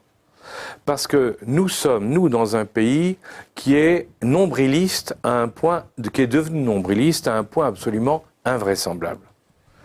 On se regarde de nombril et on s'exclame, qu'est-ce qu'on est beau. Bon. Or, c'est pas ça la vie. Hein. Et en plus, quand on voit ce qui se passe à tous les pays qu'on a évoqués, les difficultés, les guerres et tout, il faut justement essayer de comprendre ce qui se passe vraiment pour se dire que nous, là encore, on a été un grand empire. Nous ne sommes plus un grand empire. On a été un empire colonial. Nous ne sommes plus un empire colonial. Hein. Et on a, entre parenthèses, sur le colonial, on n'en a pas parlé, mais on n'a pas été si mauvais que ça par rapport à d'autres. Hein. On aurait pu en parler aussi. Mais bon, aujourd'hui, hein, ce monde est en train de changer. Nous sommes en train de perdre des positions, puisqu'on va passer, je vous le disais, avant 2050, hein, on sera sorti des 10 premières puissances mondiales, donc c'est très grave. Hein. Bon, regardons-nous tels que nous sommes, avec nos points forts et nos points faibles, et là on peut se dire, ce que je vous ai dit tout à l'heure, capitalisons sur nos points forts. Nous trouverons de l'espoir à partir du moment où on dira, mais là on est bon, eh ben continuons là-dessus et mettons le paquet là-dessus. Et puis là où on est mauvais, reconnaissons qu'on est mauvais et arrêtons de nous gargariser en voulant croire qu'on est encore bon sur des choses qui maintenant nous dépassent. Hein, vous voulez qu'on utilise ça pour votre conseil pour les jeunes générations ? Vous avez un autre conseil pour les jeunes générations ? Croire en l'avenir. Moi, je suis un incurable optimiste et je pense que chacun peut trouver une voie où il réussira sa vie. Chacun peut la trouver. Mais il faut de la volonté. Il faut du courage et il faut du réalisme. Alain Juillet, merci